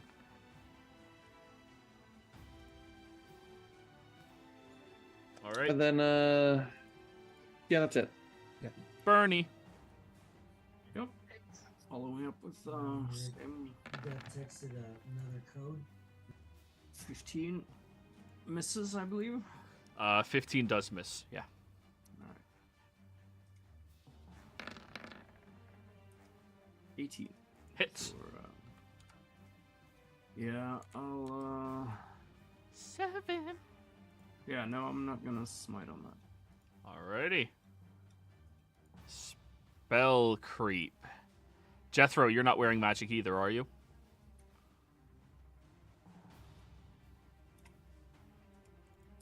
I mean, technically, he's a giant. The claw. Bernie, these are both at you. Alright. So, Tulsa Okay. found out their weakness. Magic. You know what? Yeah, I'll do this. I'll just do guiding bolt at first level. Do it. 22 20. hits. So 5 damage and next attack is advantage. And it will use its reaction to absorb that. Get the +1. All done? Yep. Jethro. Halberd, polo and butt. I think I have advantage on that first one at least. So 15 hit. Just barely misses. Okay. 23 on the polo and butt. Why do you have advantage on the other one? Because I missed the previous one. No. Guiding bolt is the next attack has advantage. Oh. Yeah. Well, that's unfortunate. In that case, gonna go ahead and action surge. Go for it. And try again. And this time I'll add an elemental gift on there as well for the halberd attack because Dude, Jetho doesn't like to miss. dude. You know, It's actually, what? It's the beginning of the dungeon. Yeah, it's fine. and you know what? And also green flame blade, just because. Well, no, it's Action still be surge the is a halberd. free action to get. You did Yeah. your bonus action, so your bonus action is already spent for Green Flame Blade.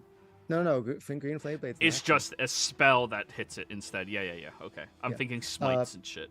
Yeah, that's right. So green flame blade doesn't make the weapon magic; it just adds magic damage. Yeah, so I'm gonna green flame blade that as well. Mm-hmm. So That hits.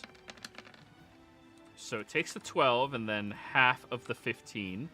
So 8. Oh, it's just barely still standing. okay, that's Jetho's turn. Bernie. Yep. I'll try and finish it then. And yep, attack. 26. Hit. 26. And you lob its fucking head off. It's dead. All right. Good work, Jethro. Yep, good work. Anyways, now I feel safe enough. We could take a short break. Yeah, agreed. Tulsa, you hear from Mama Vusi. Don't worry, you did good too. Oh, Tulsha, good job on that bolt of divine energy. Thank you. Thank you. Yeah, it distracted me for a second, so I kind of missed, but it was still a good shot. All right. So, what was your Arcana check? 29. Okay. Well, it's clear. You already know the physiology of the creature, how it absorbs magic into it. Now, when it does, it translates whatever magic is around it into like spell slots that it stores within itself. Since these creeps can't innately control magic since they are not sentient, it would appear that it just filters throughout its body and is expelled as soon as it strikes any other creature that is trying to consume or combat against. Now, with that being said, it seems like whatever it is that allows this creature to absorb magic inside of it only absorbs the magic temporarily. It expels the magic as well. It consumes part of that, and part of the essence is what keeps it alive, but it expels it, meaning they would not be able to hold on to magic indefinitely. By your estimate, they would be able to hold magic for probably an hour. In fact, even after they die, if they died with magic, that magic is probably filtered back into the weave, where it will redistribute to where it's already tied to within that time frame as well. So even if it does take away the magic of a magic item, you would gain the benefits back within an hour. Okay. All right. Good news. No, it's not. Good news, bad news. Bad news is they can temporarily make magic items inert. Are you kidding me? That's great news. As in, they can eat the magic on your axe, making it weaker. Right, but think about, those. I mean, those phylacteries. Couldn't you just feed it to one of them then and then destroy the thing? Also, after an hour or so, the enchantment returns. But if the item is destroyed before the magic returns. With a 29 in Arcana and the fact that I've dealt with a bunch of phylacteries, can I go try to hypothesize what he's asking for? So the way it would work is it makes it no longer gain the benefits of the magical effects, but it being a latently magical item, turning it inert temporarily, it's still indestructible. Ah, okay. So... Yeah, no, I just figured if there's some shortcut to destroying artifacts, then... Goddamn, the DM.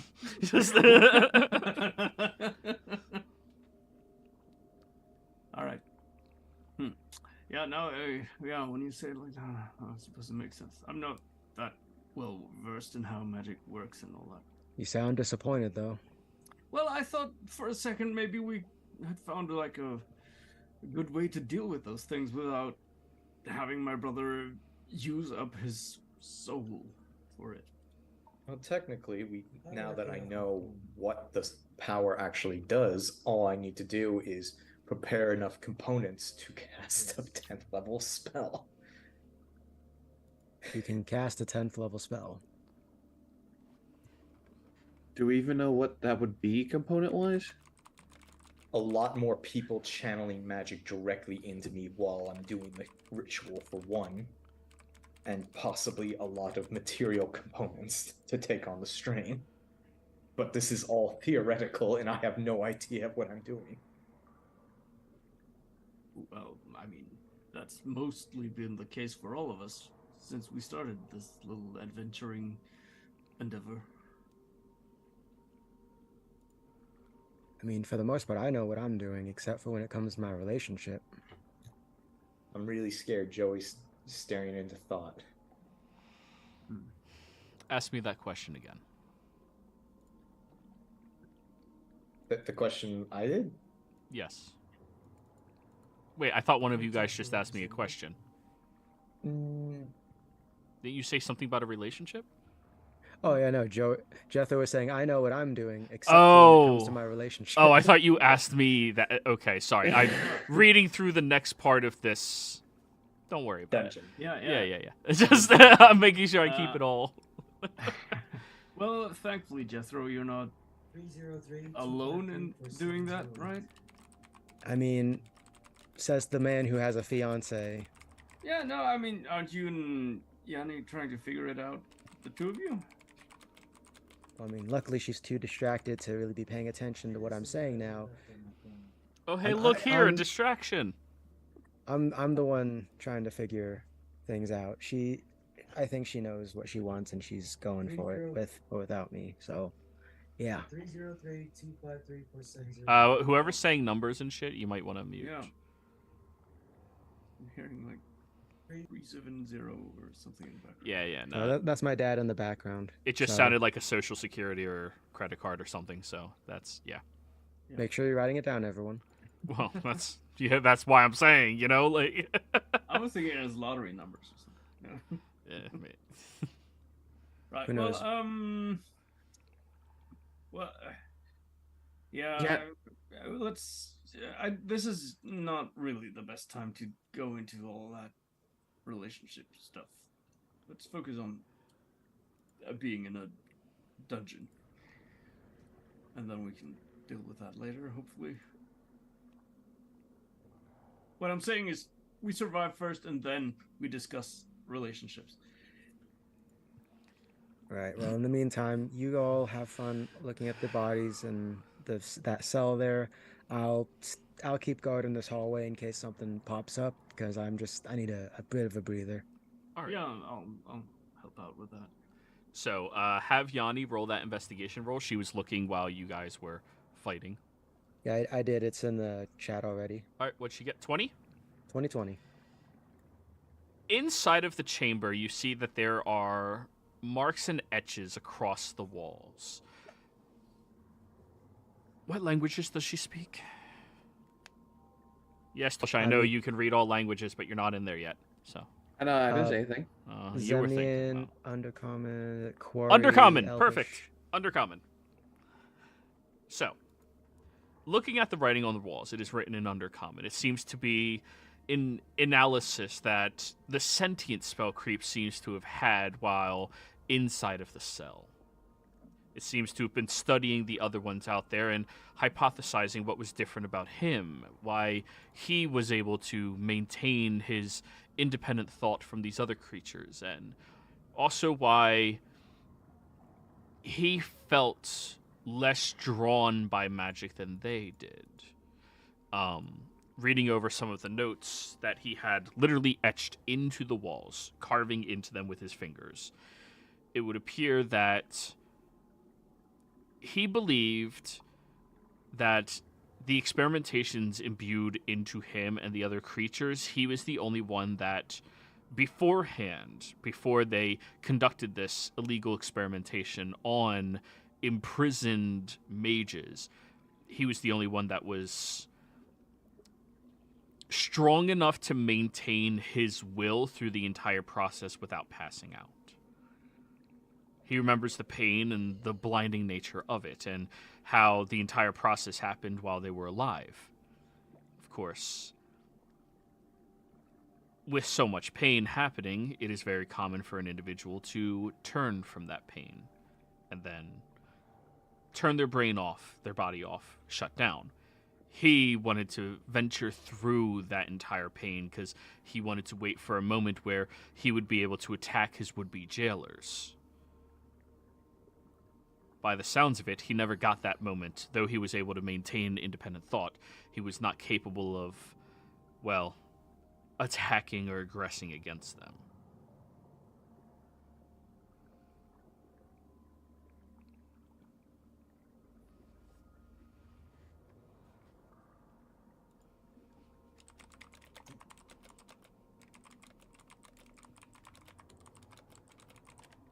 So, what are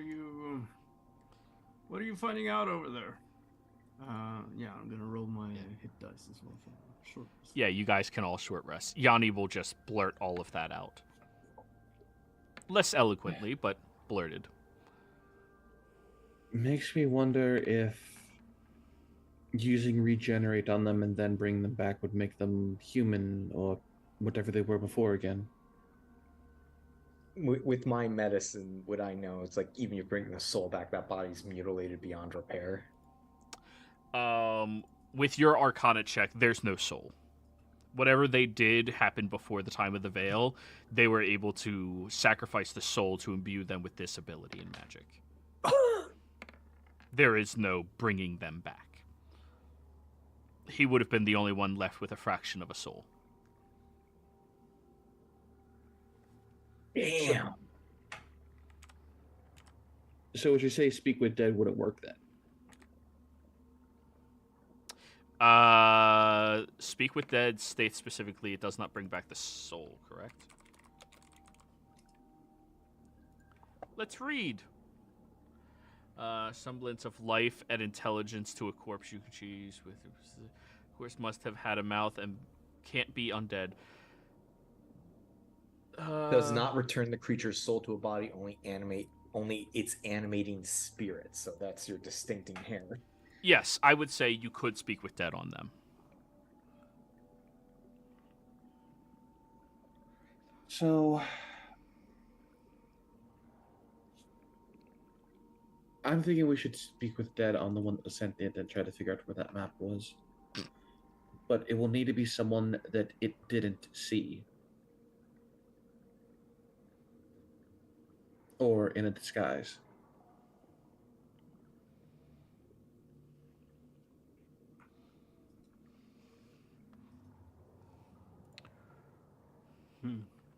So, Patry? Patry's still just chilling in the back, her hoof stuck in one of the rocks. Like Ah! me or Tolsha, I think we're far enough away that he might have not seen us.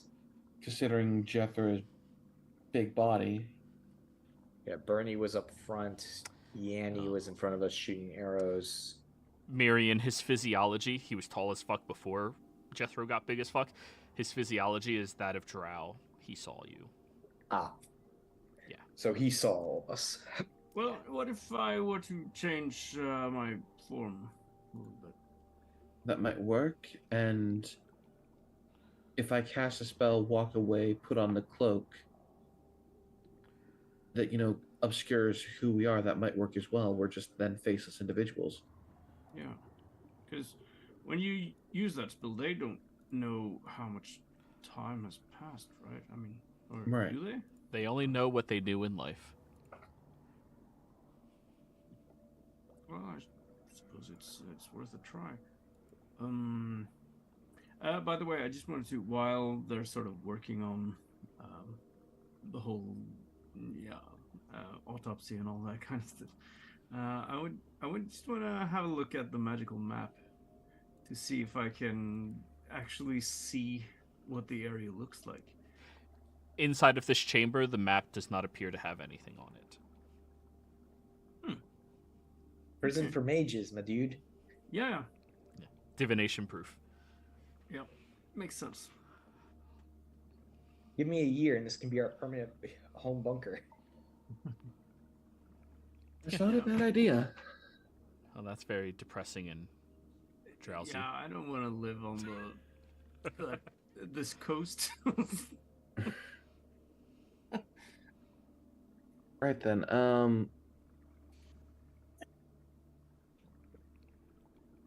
Yeah, I say, Miriam, you get your cloak on, obscure yourself so that they can't see you. I'll do the same, and then. Am I able to re-hide myself after casting Speak with Dead? Because I know you said that disguise only works until you cast a spell. But how does that work for the Speak with Dead in this case? It's animating them, and he didn't see me cast it technically. It only knows what it knew in life. That is the best I can tell you. All right, I'll say Well- yeah, go ahead. we'll put on the oversized cloaks, that hide our body and shape and who we are, and prepare to cast Speak with Dead. Yeah, Okay. I'll do the same because I've already used the disguise self earlier this day, so I can't do it again. I would like a stealth check from you both. Since you're using the mundane cloaks to hide, this is how well you can position yourself away to not be seen by it. Yeah, I'll doff the plate mail then. Oh, it covers your plate mail, no problem. But yeah, no, it's a stealth, so disadvantage. Yeah, that's Yeah. I was speaking before thinking. Sorry. I'll use session advantage.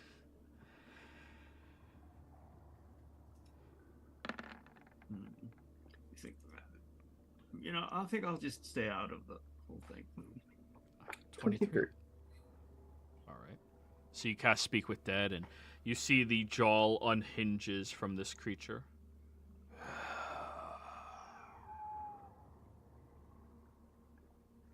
Who made you what you are?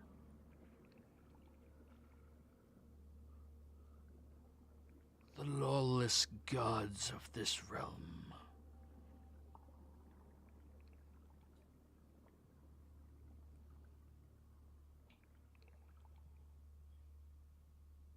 We're looking for a map. Where is it?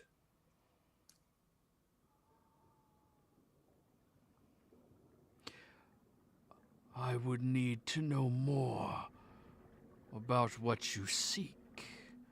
There are many maps, many places.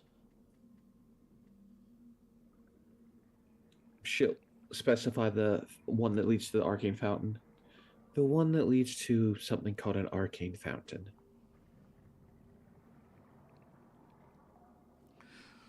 The fountain. Yes, there is a map to it. it is kept away with all of the belongings of the prisoners. Where is that room? The hand raises and gestures that way. That's 4. What can we expect heading down that way in terms of traps, creatures, etc., that you knew of? There were more protective corridors to keep the imprisoned mages confused, trapped, and if they aspired to escape, dead. The head rolls to the side and the spell ends. All right. I say then we need to do mundane means of making sure we don't get lost. How much rope does everyone have? I was going to say, how much chalk do you have? We have a Yanni. Right, but what if she dies or sorry. Yeah, chalk and rope is a good substitute as well. Just to not put all our eggs in one basket. Mm-hmm. Be careful with any teleporting magic then.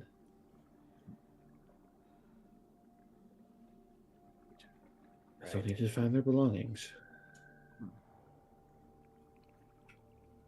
Well, we could probably use just one rope if we untangle the threads from each other and tie them together. That's going to take a bit of time, though. That would take too much time. Yeah, you know, I have faith we'll find our way back here. Could also leave bloodstains on the wall. That's grim. I mean, we could literally just drag this one body and leave a trail. Right, well, the walls here are stone. Right, Joey? That is correct. Right, so if we have a chisel or even a pickaxe and a hammer, we could just mark the walls as we go along. It's gonna make some noise, though, of course. I'd say stick with chalk then. And, you know, I'll test it and mark the wall with chalk just to see if there's any, like, enchantment in place to clean the walls for markings. You have chalk? Of course, I'm a cleric. You're also What? a, what do you call those people?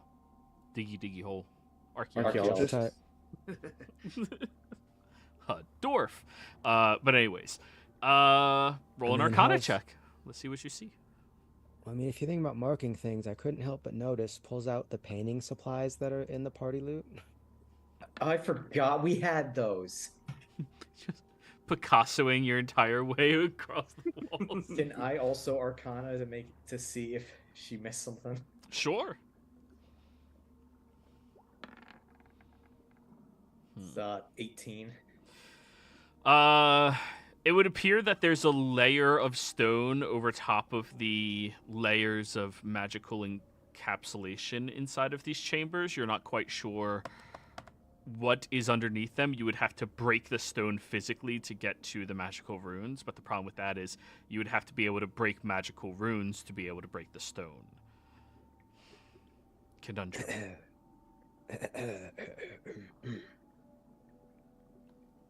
You can break magic, destroy magic. Well, so Jethro has the Rune Knight archetype thing for his fighter class. So Jethro has experience with runes, technically, and he's strong. So possibly. You can't really break runes with magical force. It's kind of like disarming a bomb out of knots. Well, let me ask this: how much of a rush are we in? Because I think I can maybe dispel the magic things about twice per hour. Yeah. Let's leave that for in case we actually come across something, and use your idea about paint. Right. Yeah. And Okay. if any of you feel like you're being somehow affected by the place in a magical way, I can try and end the effect on you. Well, how's this going forward? Let's. Yanni, I think you said you wanted to be the scout ahead because you're very perceptive on things, and you have that sort of knowledge. Bernie, you can be the vanguard. I'll take rear guard, and Tulsha and Miriam and Skelly Boy there can be in the center. Fair enough. Oh, speaking of, can I ascertain what species built this dungeon with my historical knowledge? Yes, Drow. Okay. Just be aware this is a drow-built dungeon. Wait a tick. This is really close to the surface for that.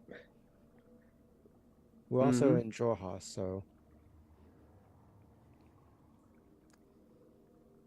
I'm not even Uh, gonna ask to make a history check. My character wouldn't know. No. Well, it doesn't really tell me anything, Tasha, aside from it being a drow-built dungeon. Is there anything in particular I should be wary about?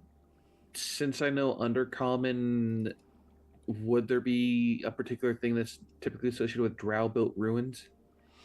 From this era, it would have close associations with the Spider Queen. Probably very strong relations with her as well. And usually people would be pretty, well, expect it to be merciless. That era of drows did not have empathy towards, well, land walkers, surface walkers. Expect it to be merciless. Every trap is probably going to try to kill you. During that era, they weren't very fond of surface walkers. Also, there is a strong possibility it's associated with the Spider Queen, which, for those who don't know, that is one of the betrayers. Right. And I suppose there might also be the possibility of poisons then. Oh, without a doubt. Right. Well, I can potentially protect 3 of us. I'm fine. There's poison. Oh yeah, poison exists. Yeah. I mean, if Yanni's the one leading the way, why don't you give her that poison protection too? All right, I'll do it for her and me then, since we'll be up front. Just so you all know, though, I'm starting to get a little bit tapped out, so don't expect any of those large smites. You want me to lead the way instead? No, it's fine. I'm just saying. Give me a moment. I'll just ritually cast Water Walk on all of us. Just in case. Water walking in the desert. Oh yeah. Oh no, it's a pit of water-based acid. Ah, we fell in. Oh, I mean, wait. if it is acid, this would stop us, since acid pits are one of the common traps associated in this time. Oh, I was saying that out of character as a joke. No, actually, that does work. Acid, water, acid, mud, snows, quicksand, or lava. If you have the ability to cast Featherfall, I hope you have it ready. I actually do. Keep that on hand, because pitfall traps are also a very common one that typically would, well, end up sending someone to the Underdark. All right. Well, I suppose we'll start moving then. All right. By the way, I can't get Yanni out of the cell. Yeah, there's dynamic lighting in there. Okay. Good, She's leave her in underneath the zombie. The door is locked. Ha, Yanni uses lockpick. Knock. Got it. Check for traps first. Too late. Too late. All right. Yanni has to give a Constitution saving throw. Wait. I was gonna say I think myself. Yanni would have remembered to look for traps. I did not. Last session, there was multiple doors and not a single. There was one traps check. So, Okay, never mind then. yeah. All right. Concept? Roll protection from poisons in chat for me, by the way, Bernie. Yeah. Is that You get immune advantage. or advantage? No, I'm pretty sure it's advantage on the save. Awesome. So she has advantage on this. Okay, and Bernie's nearby, so +5. 20. 20's good. As she touches the door handle as she's getting ready to pick the locks. Ah, shit! And this purple ooze begins flooding into the finger, just instantly spitting it on the ground as quickly as possible. She is still going to suffer. That is 25 points down to 13 poison damage. It's a strong poison. Can I ascertain what poison it is? You suck her Yeah. finger and find out. I was gonna say you take your finger and just lick it or something. Yeah, drow poison. Drow poison. Very potent if it's still alive around this long, considering the age. Must have decayed a good amount. I think normally this would have meant to kill anyone who wasn't prepared for it. Could be, or maybe it's... I mean, the whole place is infused with magical energy, right? So it might be that it has some way of magically keeping it potent. Perhaps, but there's still decay over time unless there's something that's done to prevent time from moving. Oh, speaking of, here you go, Bernie. Unless you want me to give this to someone else. Hmm? The time singularity. Oh, right, yeah, thanks. And, yeah, good reactions earlier. Of course.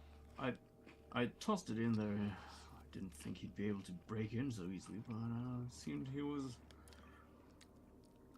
hungry. Oh, and take some of this. I'll give you a bottle of cocaine. What? Mixed with holy water. I've already made it clear that I'm not into drugs. I mean, it's a non-magical version of haste. Well, it's still a drug. And it's still magical, it's just reflavored how you get it. Also, you could by that point, every healing potion is a drug. No. Well, that's a prescription drug. Real Okay, martial let me- classes don't do haste. For you, Bernie, every medicine in the world is a drug. It depends on the dosage and how it's applied. Whether or not it kills you. is how Okay, it's let me rephrase. Narcotic. Do you Okay. drink alcohol? Sometimes. That's a low blow. That's a very low blow. Yeah, it's not the same at all. Anyways, Yanni's like listening to all this as she picks the lock with a 29, I assume. Oh, yeah. While you guys were all talking, lock is picked. And then there's another one. Yanni's gonna be very on her guard now after getting poked as she approaches the next one. Okay.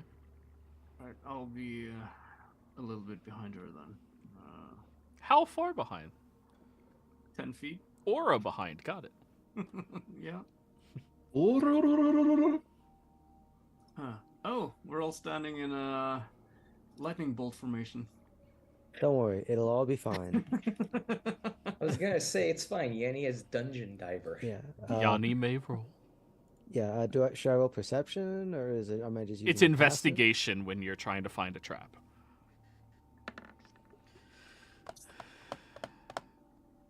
Wow. She can actually fail these. Ignore that I said that. It's totally not trapped. She is 100% sure of her reliable talent that it is not trapped. What does Dungeon Diver do again? I don't know. It's a feat that barely ever comes into play ever. Except this I- one instance, so let's look at it. Don't know if it helps, but blind sense for things for her. No. It's a good feat in Baldur's Gate 3, though.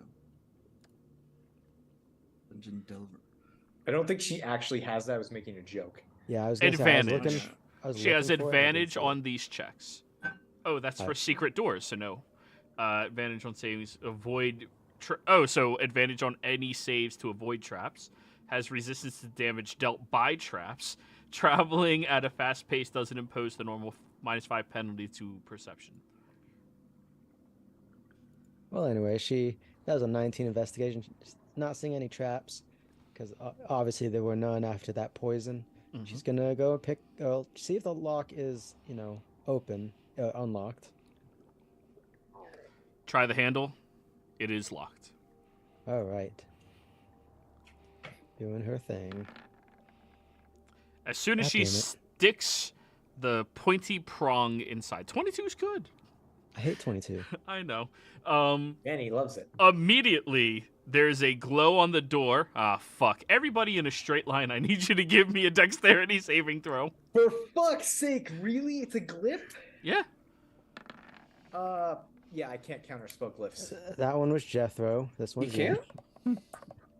No, glyphs are like predetermined scripts. It's like even a scroll is someone pulling magic. A glyph is just a grenade. Yeah, to be fair, at least just Tulsha and Yanni. Okay. I thought at least Miriam was going to be Oh, there too. Ooh. I think The we all skeleton failed. survived because it was not in a line. Well, Yanni's is 20 technically because of the Yeah, she plus has five. she has advantage on saves against traps. How? Dungeon Delver. She doesn't have that. She that was a doesn't have joke. it. It was a joke, good sir. That's Bro, why when we- it comes to Wyatt's characters, you can't tell. Like, that's... like, Yeah. I'm yeah, surprised that's she true. didn't take skilled. Like... really? Yeah. Alrighty, so, straight rolls on that. She rolled a 20. She is successful. And she's a rogue, so evasion. Yep. Tolsha. 15. Yeah, you failed. Everyone else failed. I just So... imagine she sees the glow, moves out of the way. Guys, look out as it shoots right at No. A bolt of lightning streaks off the center of the door, down the corridor towards all of you, and arcs directly into that back cage that, well, the sentient mage remained inside of. That is going to be 25 points of lightning damage. Yeesh. No damage Jinx it. to Yanni. No, you didn't. That was already premeditated on, because look at it, it's perfect for a lightning bolt. Yeah, it At is. least it's not like the previous days, the previous edition lightning bolt where it bounces off the walls. Oh, yeah, that's deadly as fuck. No, that's later. Okay. 25 damage, you said? 25 lightning. Alright.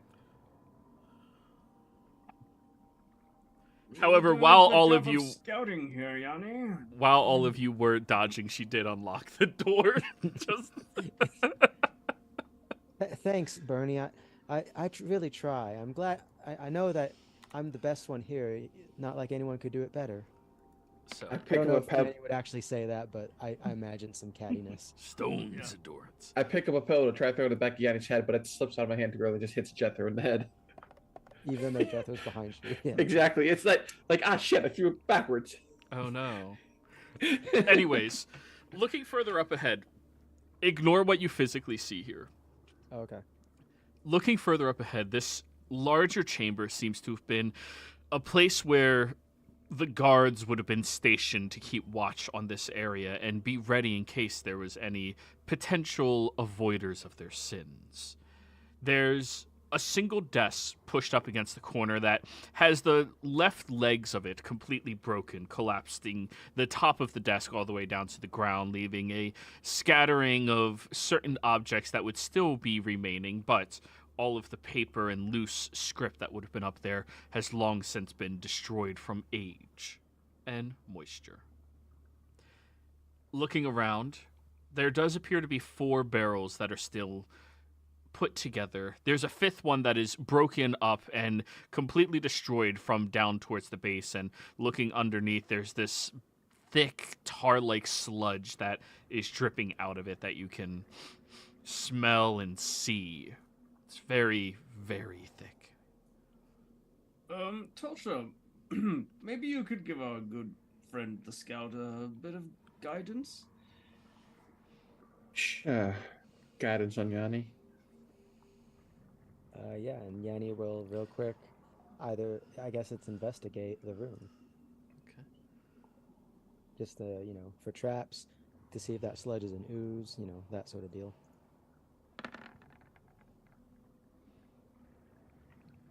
I'm not rolling well today with Yanni at all. God damn it, that's 22. Fuck. That's why it's scary. As she takes one more step into the room towards the left-hand side, her blind sense kicks in. She notices atop this crate over here is an eye that is positioned to watch directly across. Just floating there. Is it like, she said across, is it like in her and everyone's direction? No. Across this way. I'll say she'll probably like lean up against the wall and kind of like turn the corner, like move her head over to the corner where everyone's at. There's a scrying eye there. And then points out where it's at. Well, I can dispel it. hang on a second here. What if that thing is? Can we find out if it's an original installation, sort of, or if that thing was placed here by you know who? Oh.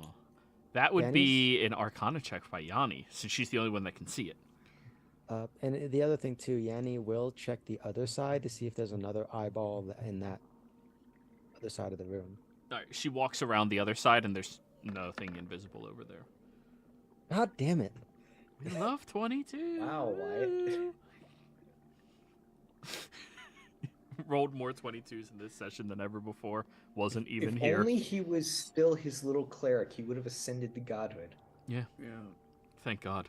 Anyways, looking at it, that eye seems to be very potent, and the magic upon it does not seem to be dwindling, which would suggest that it's modern magic, not ancient magic. Every other magical source in here seems to have been dwindling. The lightning bolt, the poison, everything else is becoming less active from age. This seems very potent and recent. It seems new and potent.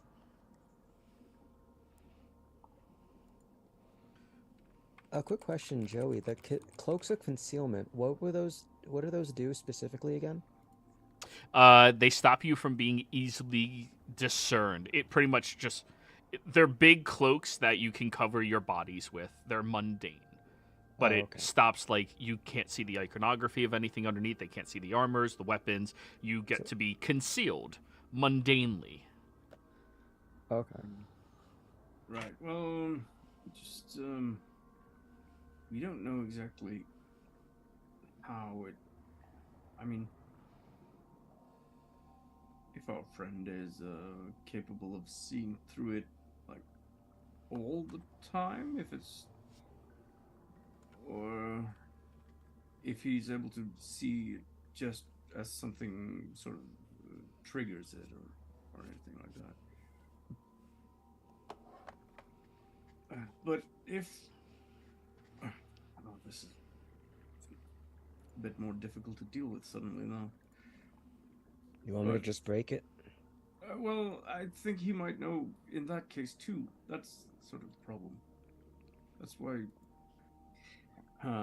Would you be able to point it out for Miriam? Maybe if he knows exactly. Miriam, do you think you would be able to try and identify something that you can't physically see?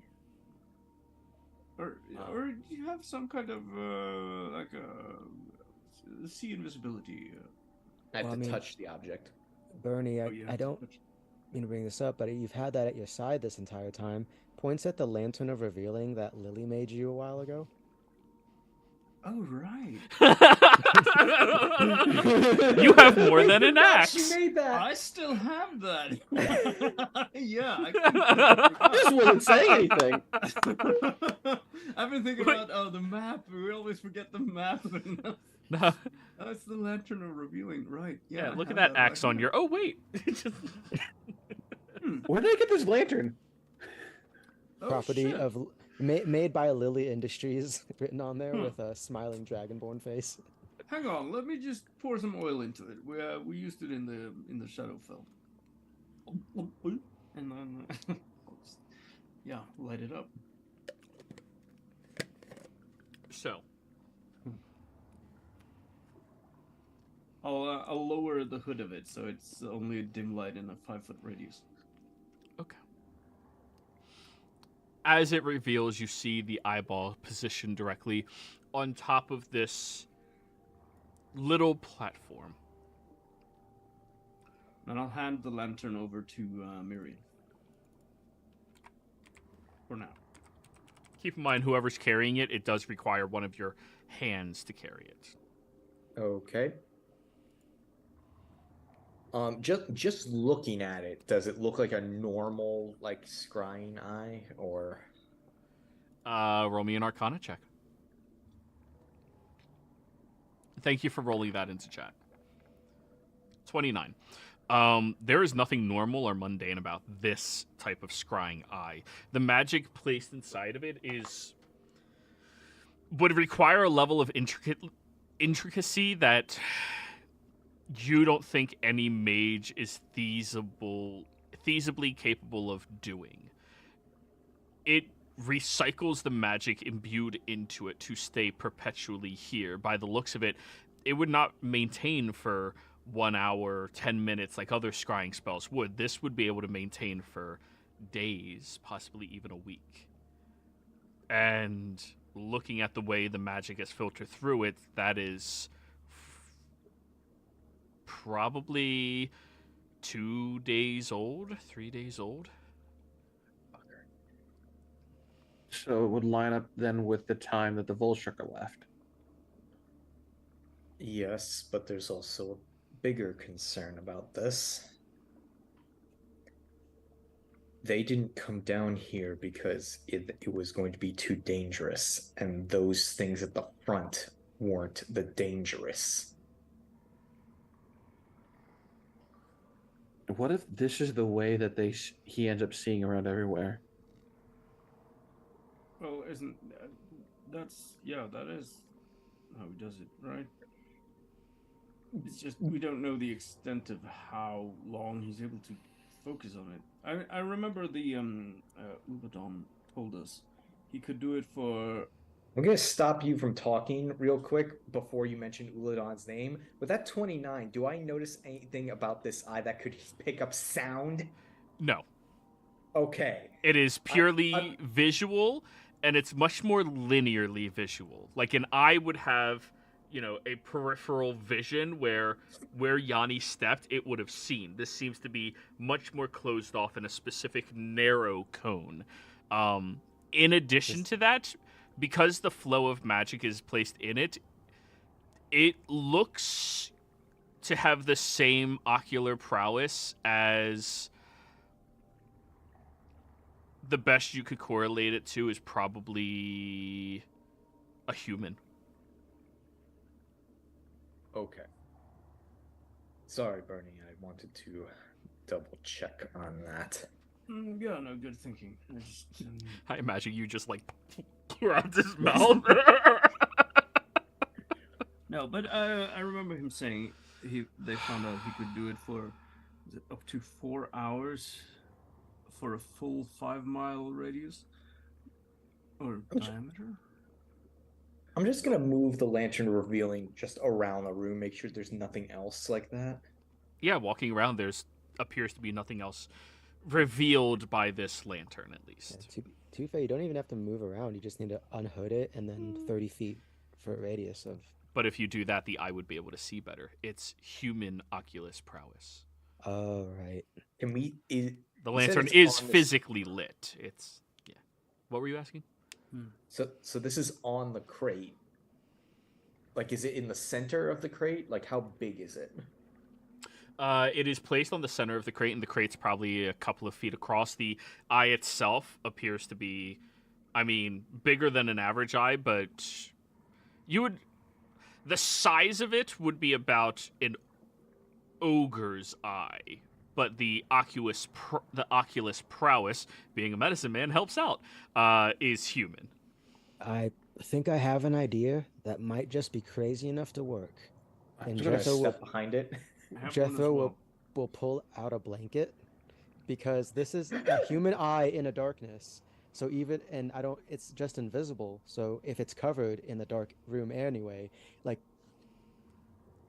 covered with a blanket's not gonna. With a 29, I would know the blanket would just phase through it, right? Correct, but his line of thinking is not flawed.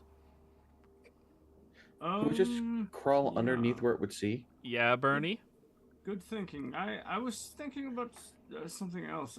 I mean, we don't know if he is able to see in the dark. I mean, he's human, but weirder things have happened. I mean, we could potentially, if we take one of the corpses from back there.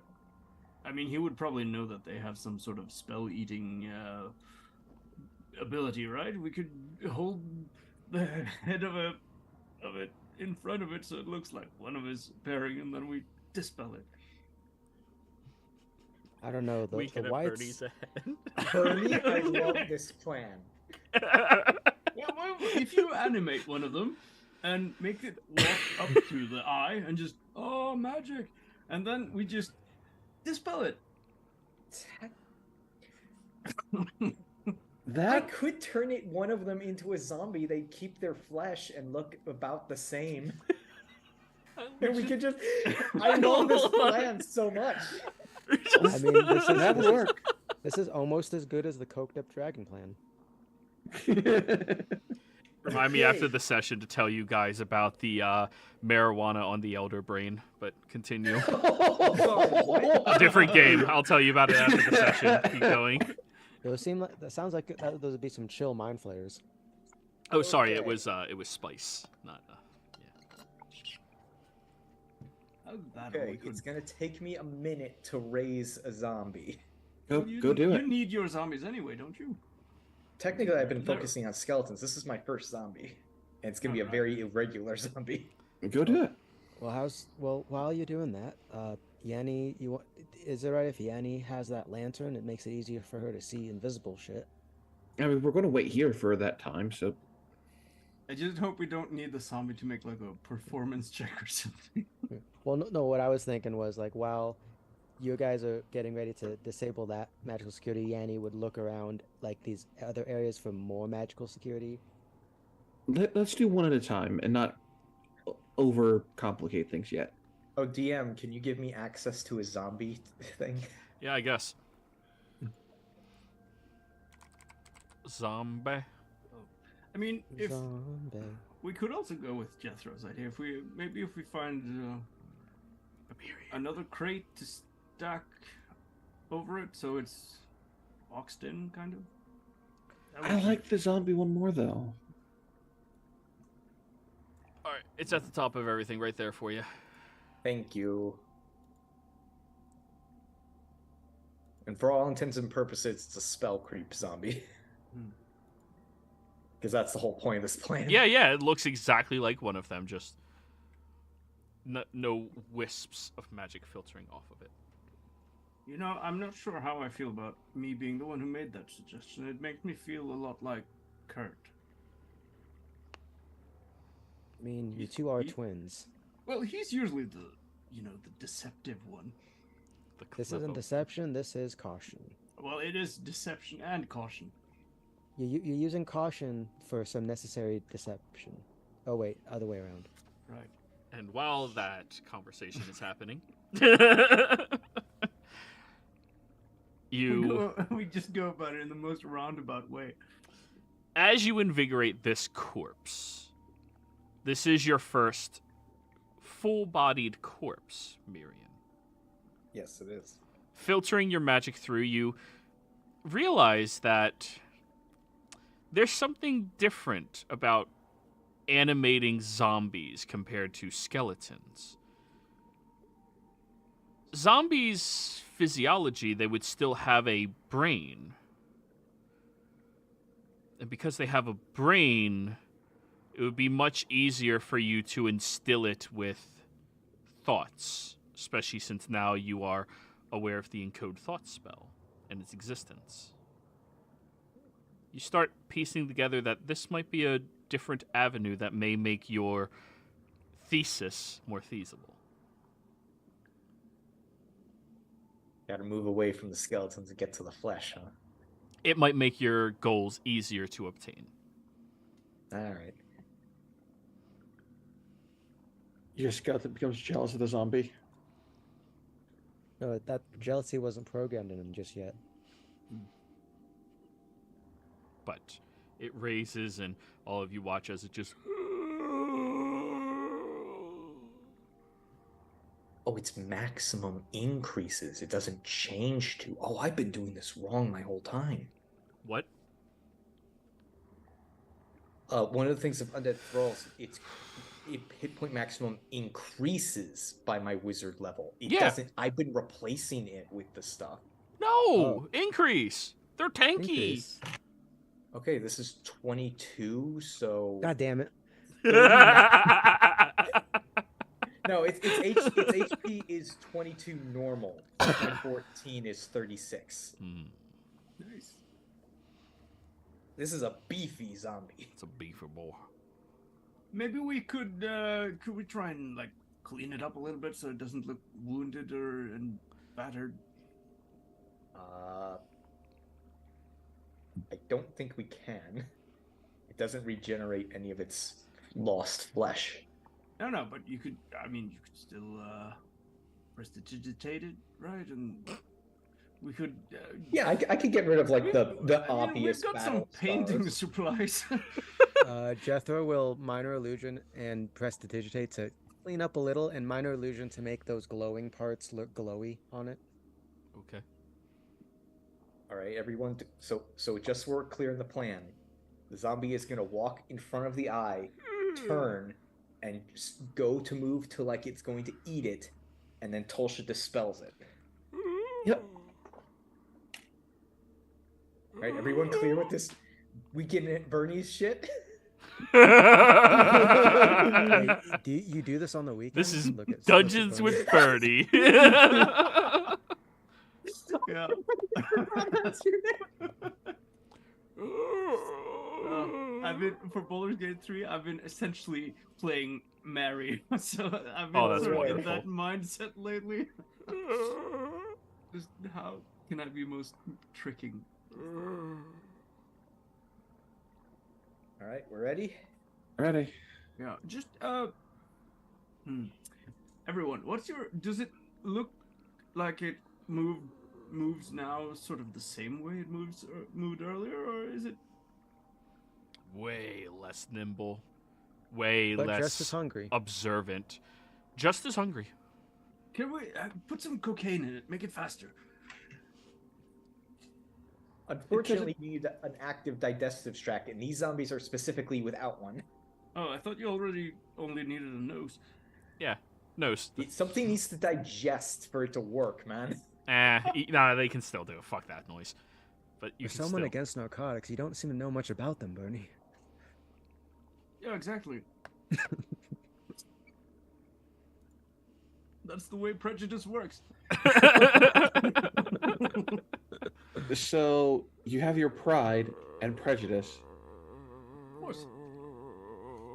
Right, let's do this thing. And zombies, apparently. That's actually Pride, a good book Prejudice, if and you've Zombies. ever seen that one. It's good. It's a good book. I will I time command- my dispel magic at 4th level for when the zombie hits the eye. Okay. I'm The gonna zombie. I'm gonna make the zombie act like it actually is like walking through the eye, and then So, gets a second how are move you it going around. to make it act like that? because I can control its actions. You can command it. I command it to walk to this spot. Notice something there and then eat it. Quickly rush over and just try and slurp it up. I think Miriam froze because he is not moved. Screenshot him. since- Screenshot him. Screenshot him. Get him. Get him. Get him. Get him. I can hear. Oh, all I of missed it! I missed it! Damn it. Did somebody get that? Yeah, Okay, good. but not the full screen version. It's fine. It's fine. Now you're back, Miriam. We can hear you. Oh, okay. How far did I get? I command him to step here. And then we thought you were I need to sniff the air like he's smelling for something, turn to the crate, and then start shambling fast and like he's trying to eat something. Like he's gonna lunge out and try to, and like how I saw them lunge out to take magic. This is going to be a performance check because this is how you're choosing to do this. with Oh, no. utilizing intelligence because it's Marion zombie. Well, no, they don't get to replace it. It's you're trying to convince this non-sentient creature to. That's a lot for something that knows how to pick up a sword and go. Wait. Before that, I'm going to say, Miriam, why don't you just put the memory of how it's supposed to act into it? That's actually a very smart idea. I'm gonna do that. Wow, it's like the DM just said something like that shit. Yeah. I thought you were thinking. I thought you were doing like future things, not this moment. You all watch as he pulls out a wand, pulls out the memory, and places it into the creature, which.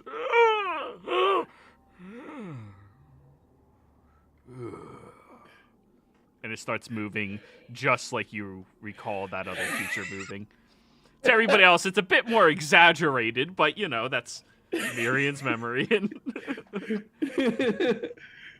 No performance needed. It acts as you try to tell it to act, how you imagine it to act. Of course, this process takes a lot longer, but...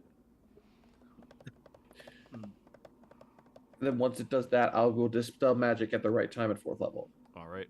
You all watch as it lunges out towards it and dispel magic on the eye. Eye disappears. I think that worked.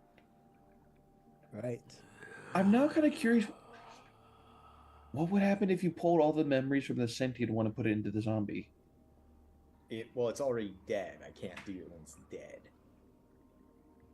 Are you? Can Are I? you?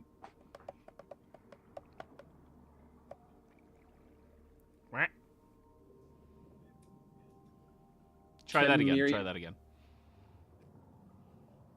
Since the sentient one is dead, I can't pull any memories or actions he took and put. No. into this. You can only take your memories out and put it into somebody else.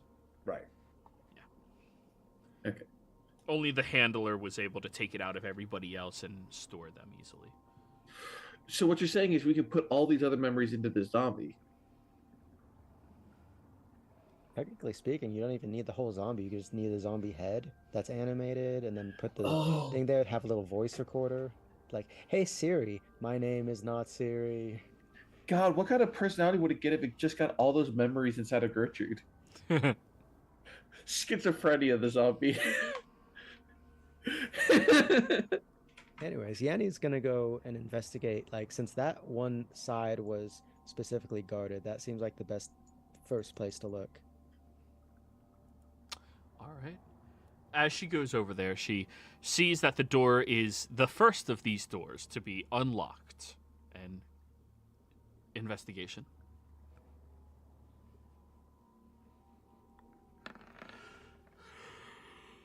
$20. She doesn't discern any traps. All right.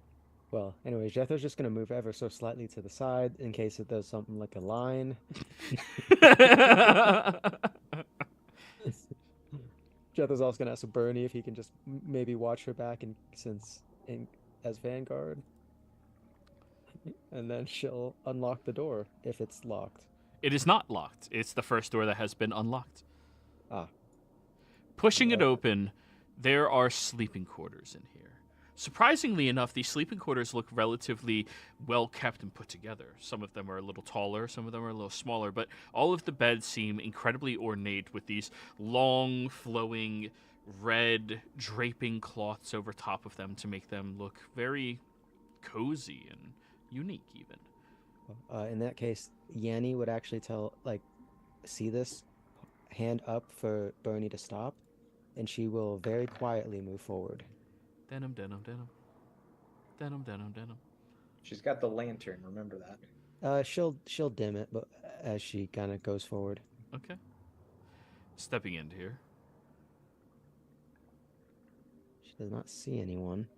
Looking at the beds, one of them seems to have been recently slept in compared to the rest.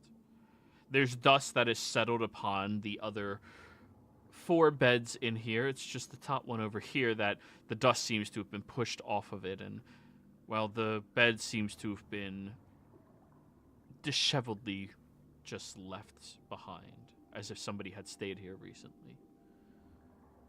She'll go ahead and like open the hood of the lantern real quick, for just a very quick moment, but it's enough to like scan the room to see if there's any invisible eyes that are out of her usual blind sight reach. Okay. Nothing in here? No?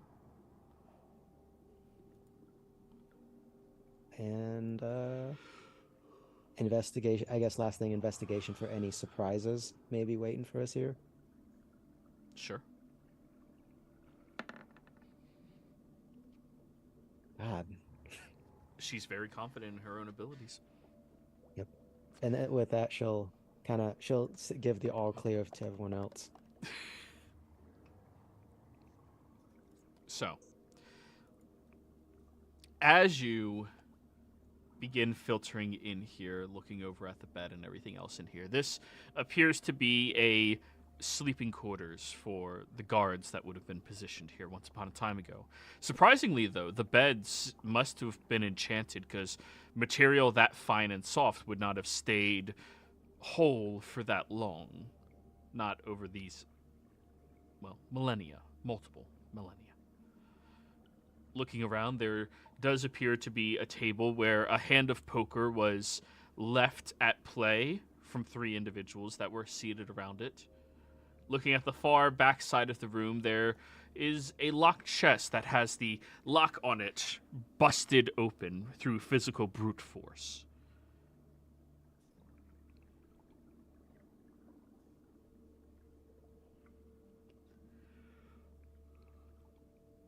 Can I check to see who would have won the poker hand? Are you proficient in cards? No. Looking at them? Numbers and shit.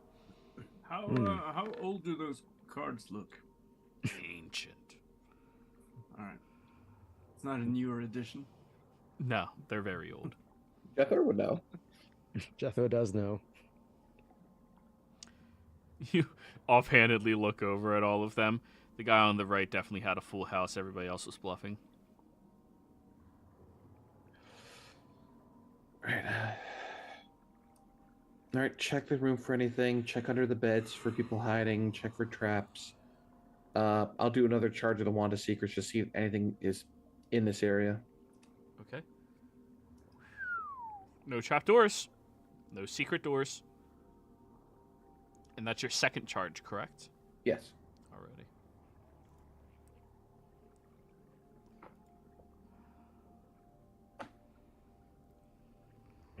God damn it. I'll just be in the room trying to give people save bonuses. Jethro will help with Yanni's investigation of like Of what? She was previously just looking for surprises like traps, like one of these chests being a mimic. But now that it seems like it's all clear, she's going to actually look for evidence or whatnot. Yes, but of what? What is she? Is she investigating the floor, the ceiling, the walls, the chest, the beds? What? I'd say probably the bed. Like Okay. whoever was in here before, So that's this got bed over her. here. All right. Yeah. Investigation. Like maybe it might also even be survival, if need be. It's investigation if you're looking for clues. Okay. Awesome. Is anybody else investigating anything else while she's doing that? Is there anything that's not currently being looked at? People looked at the hand, but they didn't look at the table. Nobody's checking out all of the other beds that are, well, still kept, and nobody checked out the chest that had the lock physically broken off. I'll check the beds and also under them. Okay. I'll check the chest with the lock. Okay. Investigations respectively. I will check the table.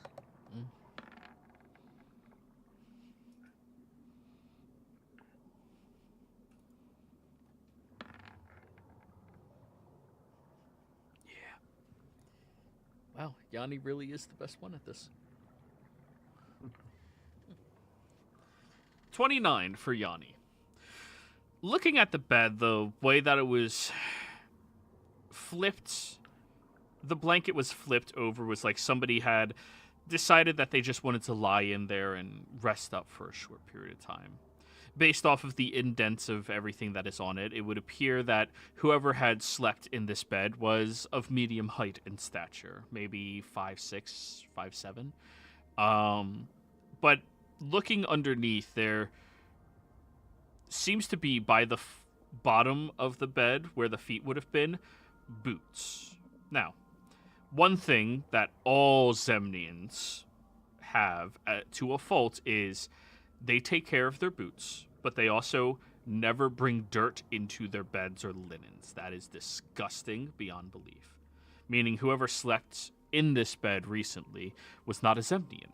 It had to have been somebody else who would not have removed their boots of the grimes and anything else before getting underneath the covers. Yeah. She's able to get the sample of dirt that is in there as well. Yanni is basically doing this like it's Sherlock Holmes, and Jethro's there being her Watson. Just the, yes. Yes, but what about this, detective? Well, you see, Jethro, it's elementary, really. Hey guys, should we try and maybe we could uncover the lantern now? I mean, in case there are some magical, invisible things here. Yes. Yeah, I already did that, Yanni says, but yeah, it didn't seem anything, and right. she'll undo it, so it's nothing. Right. All right, now next one, Tolsha. What were you looking at? The chest. Okay. Going over to the chest and opening it up, you feel a prick at your finger from the lock itself. Oh, hey, look, poison. So, opening up the chest, you peer inside, and there appears to be a bunch of loose pieces of parchment that have decayed and broken down at this point. There's no ink remaining on top of them. They're just completely destroyed. However, there is a ledger in here, a book that is bound and compressed and seems to have been more well safeguarded, and presumably at one point in time it would have even have had probably clothing from inside this chest wrapped around it. Now I'll take a look at the book and see what's the contents of it. Mm-hmm. All of you are watching as like blood or this purplish color is filtering up Tolsha's arm and up her neck, and then just like oozes out her nose. Yeah. Poison. It does that. It's poison. It's fine. So, opening up the book, you see that there appears to be a... Sorry, when I narrate this. Anybody here who their character canonically enjoys reading, you need to give me a charisma saving throw. Oh, no. Tolsha, good. I suppose Bernie can enjoy reading on some occasions. You canonically enjoy reading? Yeah, then go ahead. Well, depending on the topic. If it's like, wow, war, fucking tactics hell. and stuff. I mean, Yanni likes writing a journal. I don't know if that is... I know it's adjacent, but I don't know if that would count. Without in the this headband, she's a moron. I doubt she likes reading. She's got the headband on right now. Yeah. But that's the thing. It's what you enjoy. She's wearing the headband. Doesn't mean... She very frequently enjoys taking that off. I would say she does not canonically. So, as you pick out the book, you notice that one of the corners of the pages is folded over, Tolsha, to mark a specific page. And when you give a side of that, Miriam, there is a deeply rooted anger that bellows inside of you when you see that somebody folded the corner of a fucking page instead of using a goddamn bookmark like some type of fucking animal. You are unreasonably enraged right now, Miriam. You've taken your I was first step. wondering where you were going with this. You've taken your first step into being a barbarian. This is how he multi-classes. This was his trigger. So all of you hear nasal breathing from Miriam. Are you okay? What's wrong? Bernie, you look at it. Oh, that's barbaric. What's going on? You're muted, Miriam. I didn't say anything. Oh, they're asking you. Wait, is this like a magic book? Takes a look at it. No. Doesn't seem to. At very least, someone left this corner bent so that we could see where they were I'm looking. punching Jethro. It does not hurt. Don't. Right in your mustache. Oh no, one Get hair. that's the mustache. Wait, roll that attack roll. See how much you ruffle the It's gonna mustache. be nothing. I have 0 strength. It's gonna be 1 then if you hit. No, it doesn't. It doesn't. Natural 20 would have been so good. It would have been beautiful. Then it'd be 2. It would have been Jethro punching back, but yeah. But yes, everybody, this definitely seems a trigger point for wizards. Reasonably so. I become infuriated when I see people do that. So what you're saying is the trickster rogue goes into wizard college and just bookmarks dog tags every wizard spell book. That is how you get archmages hunting you. No, Easily get archmages. Trent I mean, will there's join already the a plan Lyceum to go. side to fuck Yeah. them. Are Like, you saying that's the reason why Mary left the Empire? I mean, probably one of the hilarious things is Lily would have likely used minor illusion on people in the library to show them when they're turning the page of the book. no It's like, respect. No respect. Anyways, but yes, with that moment of anger swelling up, you look at the page and it appears to be a dated log. Log order. You might want to copy this down as I'm telling you. Okay, just a second. Ready. Log order 63. Prisoner number 2343. Noted associates, betrayers, not of our alignment.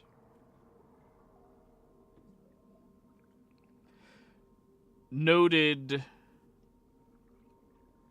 personal effects. Wand, War Mage, quality 2.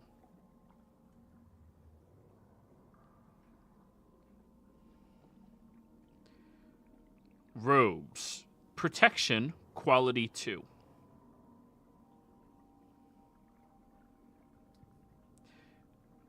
Spellbook, 63 total spells. A lot of spells.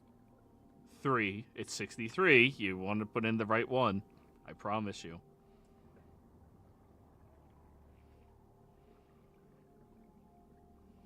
There you go. Lastly,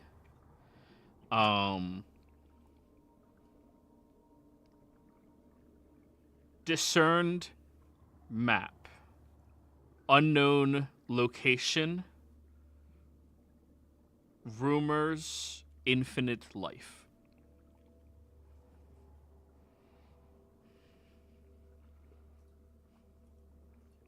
Seems to be a log journal of the prisoners kept here and their personal effects.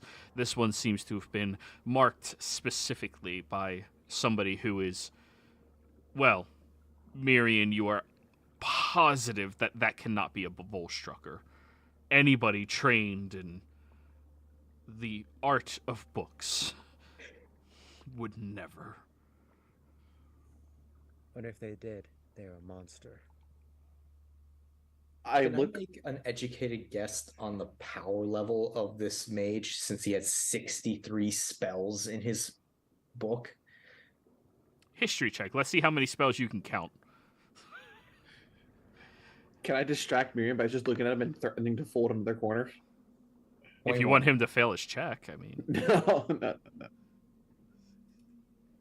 63 spells. Archmage at minimum. Ooh. They captured an actual Archmage. This place is a lot more impressive than I gave it credit for. How so? Off the top of my head, the only wizards who can know that many spells are archmages. Ah, I mean, that or they're just very well studied. I mean, isn't that the point of writing down the spells in books, that you don't have to know all the spells in your head? Exactly. Miriam, you have maybe 20, 30 spells. Counter spells. Let me put it Yeah, to you go this way. Oh, you want me to actually count my spells? Yeah, count your spells so they can have a reference point of comparison. That'd be funny if Do I count my cantrips? No, you do not. Okay. Because you don't write those into your spell book. You just know them. I feel like it'd be funny if like Mirren does count and it's like higher than that number. I know it's not, but it'd be funny. It absolutely isn't.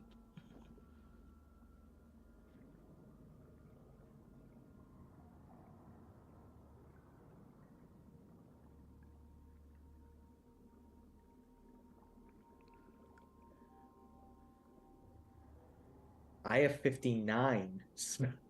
I have 59. And you've and I had just how hit many? the 7th level? And how many Volstrucker tomes have you read through? Like, About 4. yeah. And I copied spells from Argon. Yeah. I've gone through I've copied spells from at least 5 different books. Mirren has reached Archmage levels. Let's go. Almost. If I could retire at the Lyceum, I'm the most powerful necromancer they have.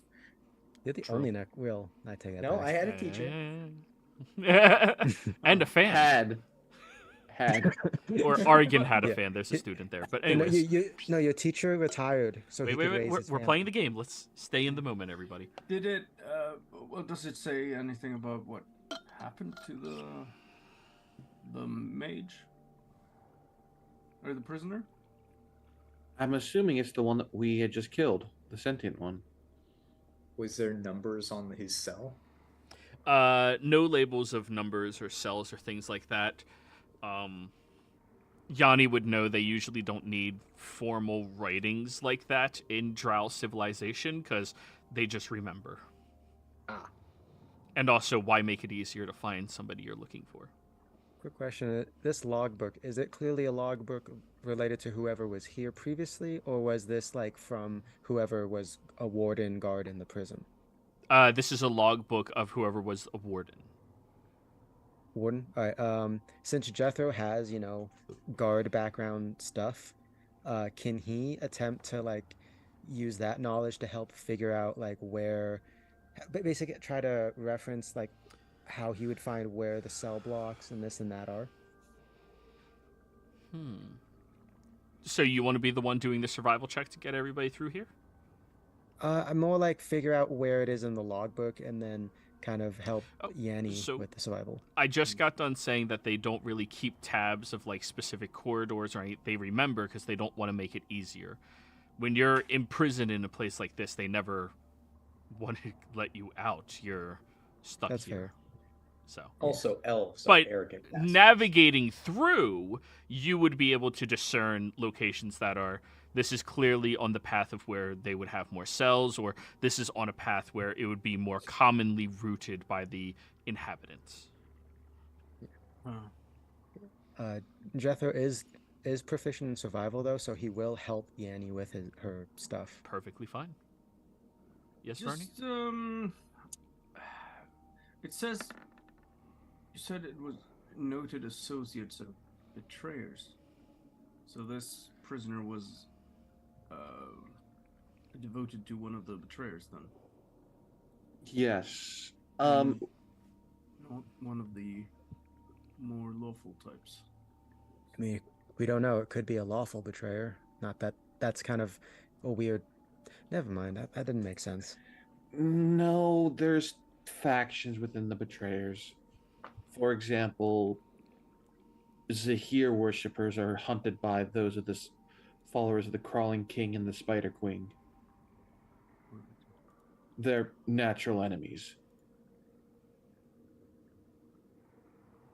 I mean, good. I mean, from what I hear, like Zahir followers are sort of like real bad folk. Like the kind you really don't want to mess with, But also like just basically, if you find one, just smite them on the spot, sort of thing. Like no even room for words. Usually that's how it goes, yeah. Yeah, usually, and it probably should stay that way, given how utterly ruthless and vile they are. Well, let's not completely disregard the teachings of the Everlight. I mean, Although she's not my she's not my mistress. deity either. Well, that doesn't mean you can't respect the notion of redemption. Exactly. I mean, oh no, if someone wants to try to redeem themselves, that's fine. But I would usually take, 2 cents of someone who's known to, be deceitful. Well, certainly, yeah. I mean, naivety is just dumb, but there is a balance between the two. I'll give Telsha a knowing look, and in any case, let's. And I can't believe I'm saying this. Let's not get into a religious debate right now. And on that first time ever, I think we're going to call the session here. When we come back, you all get to continue exploring these forgotten ruins and, well... These forgotten realms. Oh, ew, boo. All right, we'll see ya.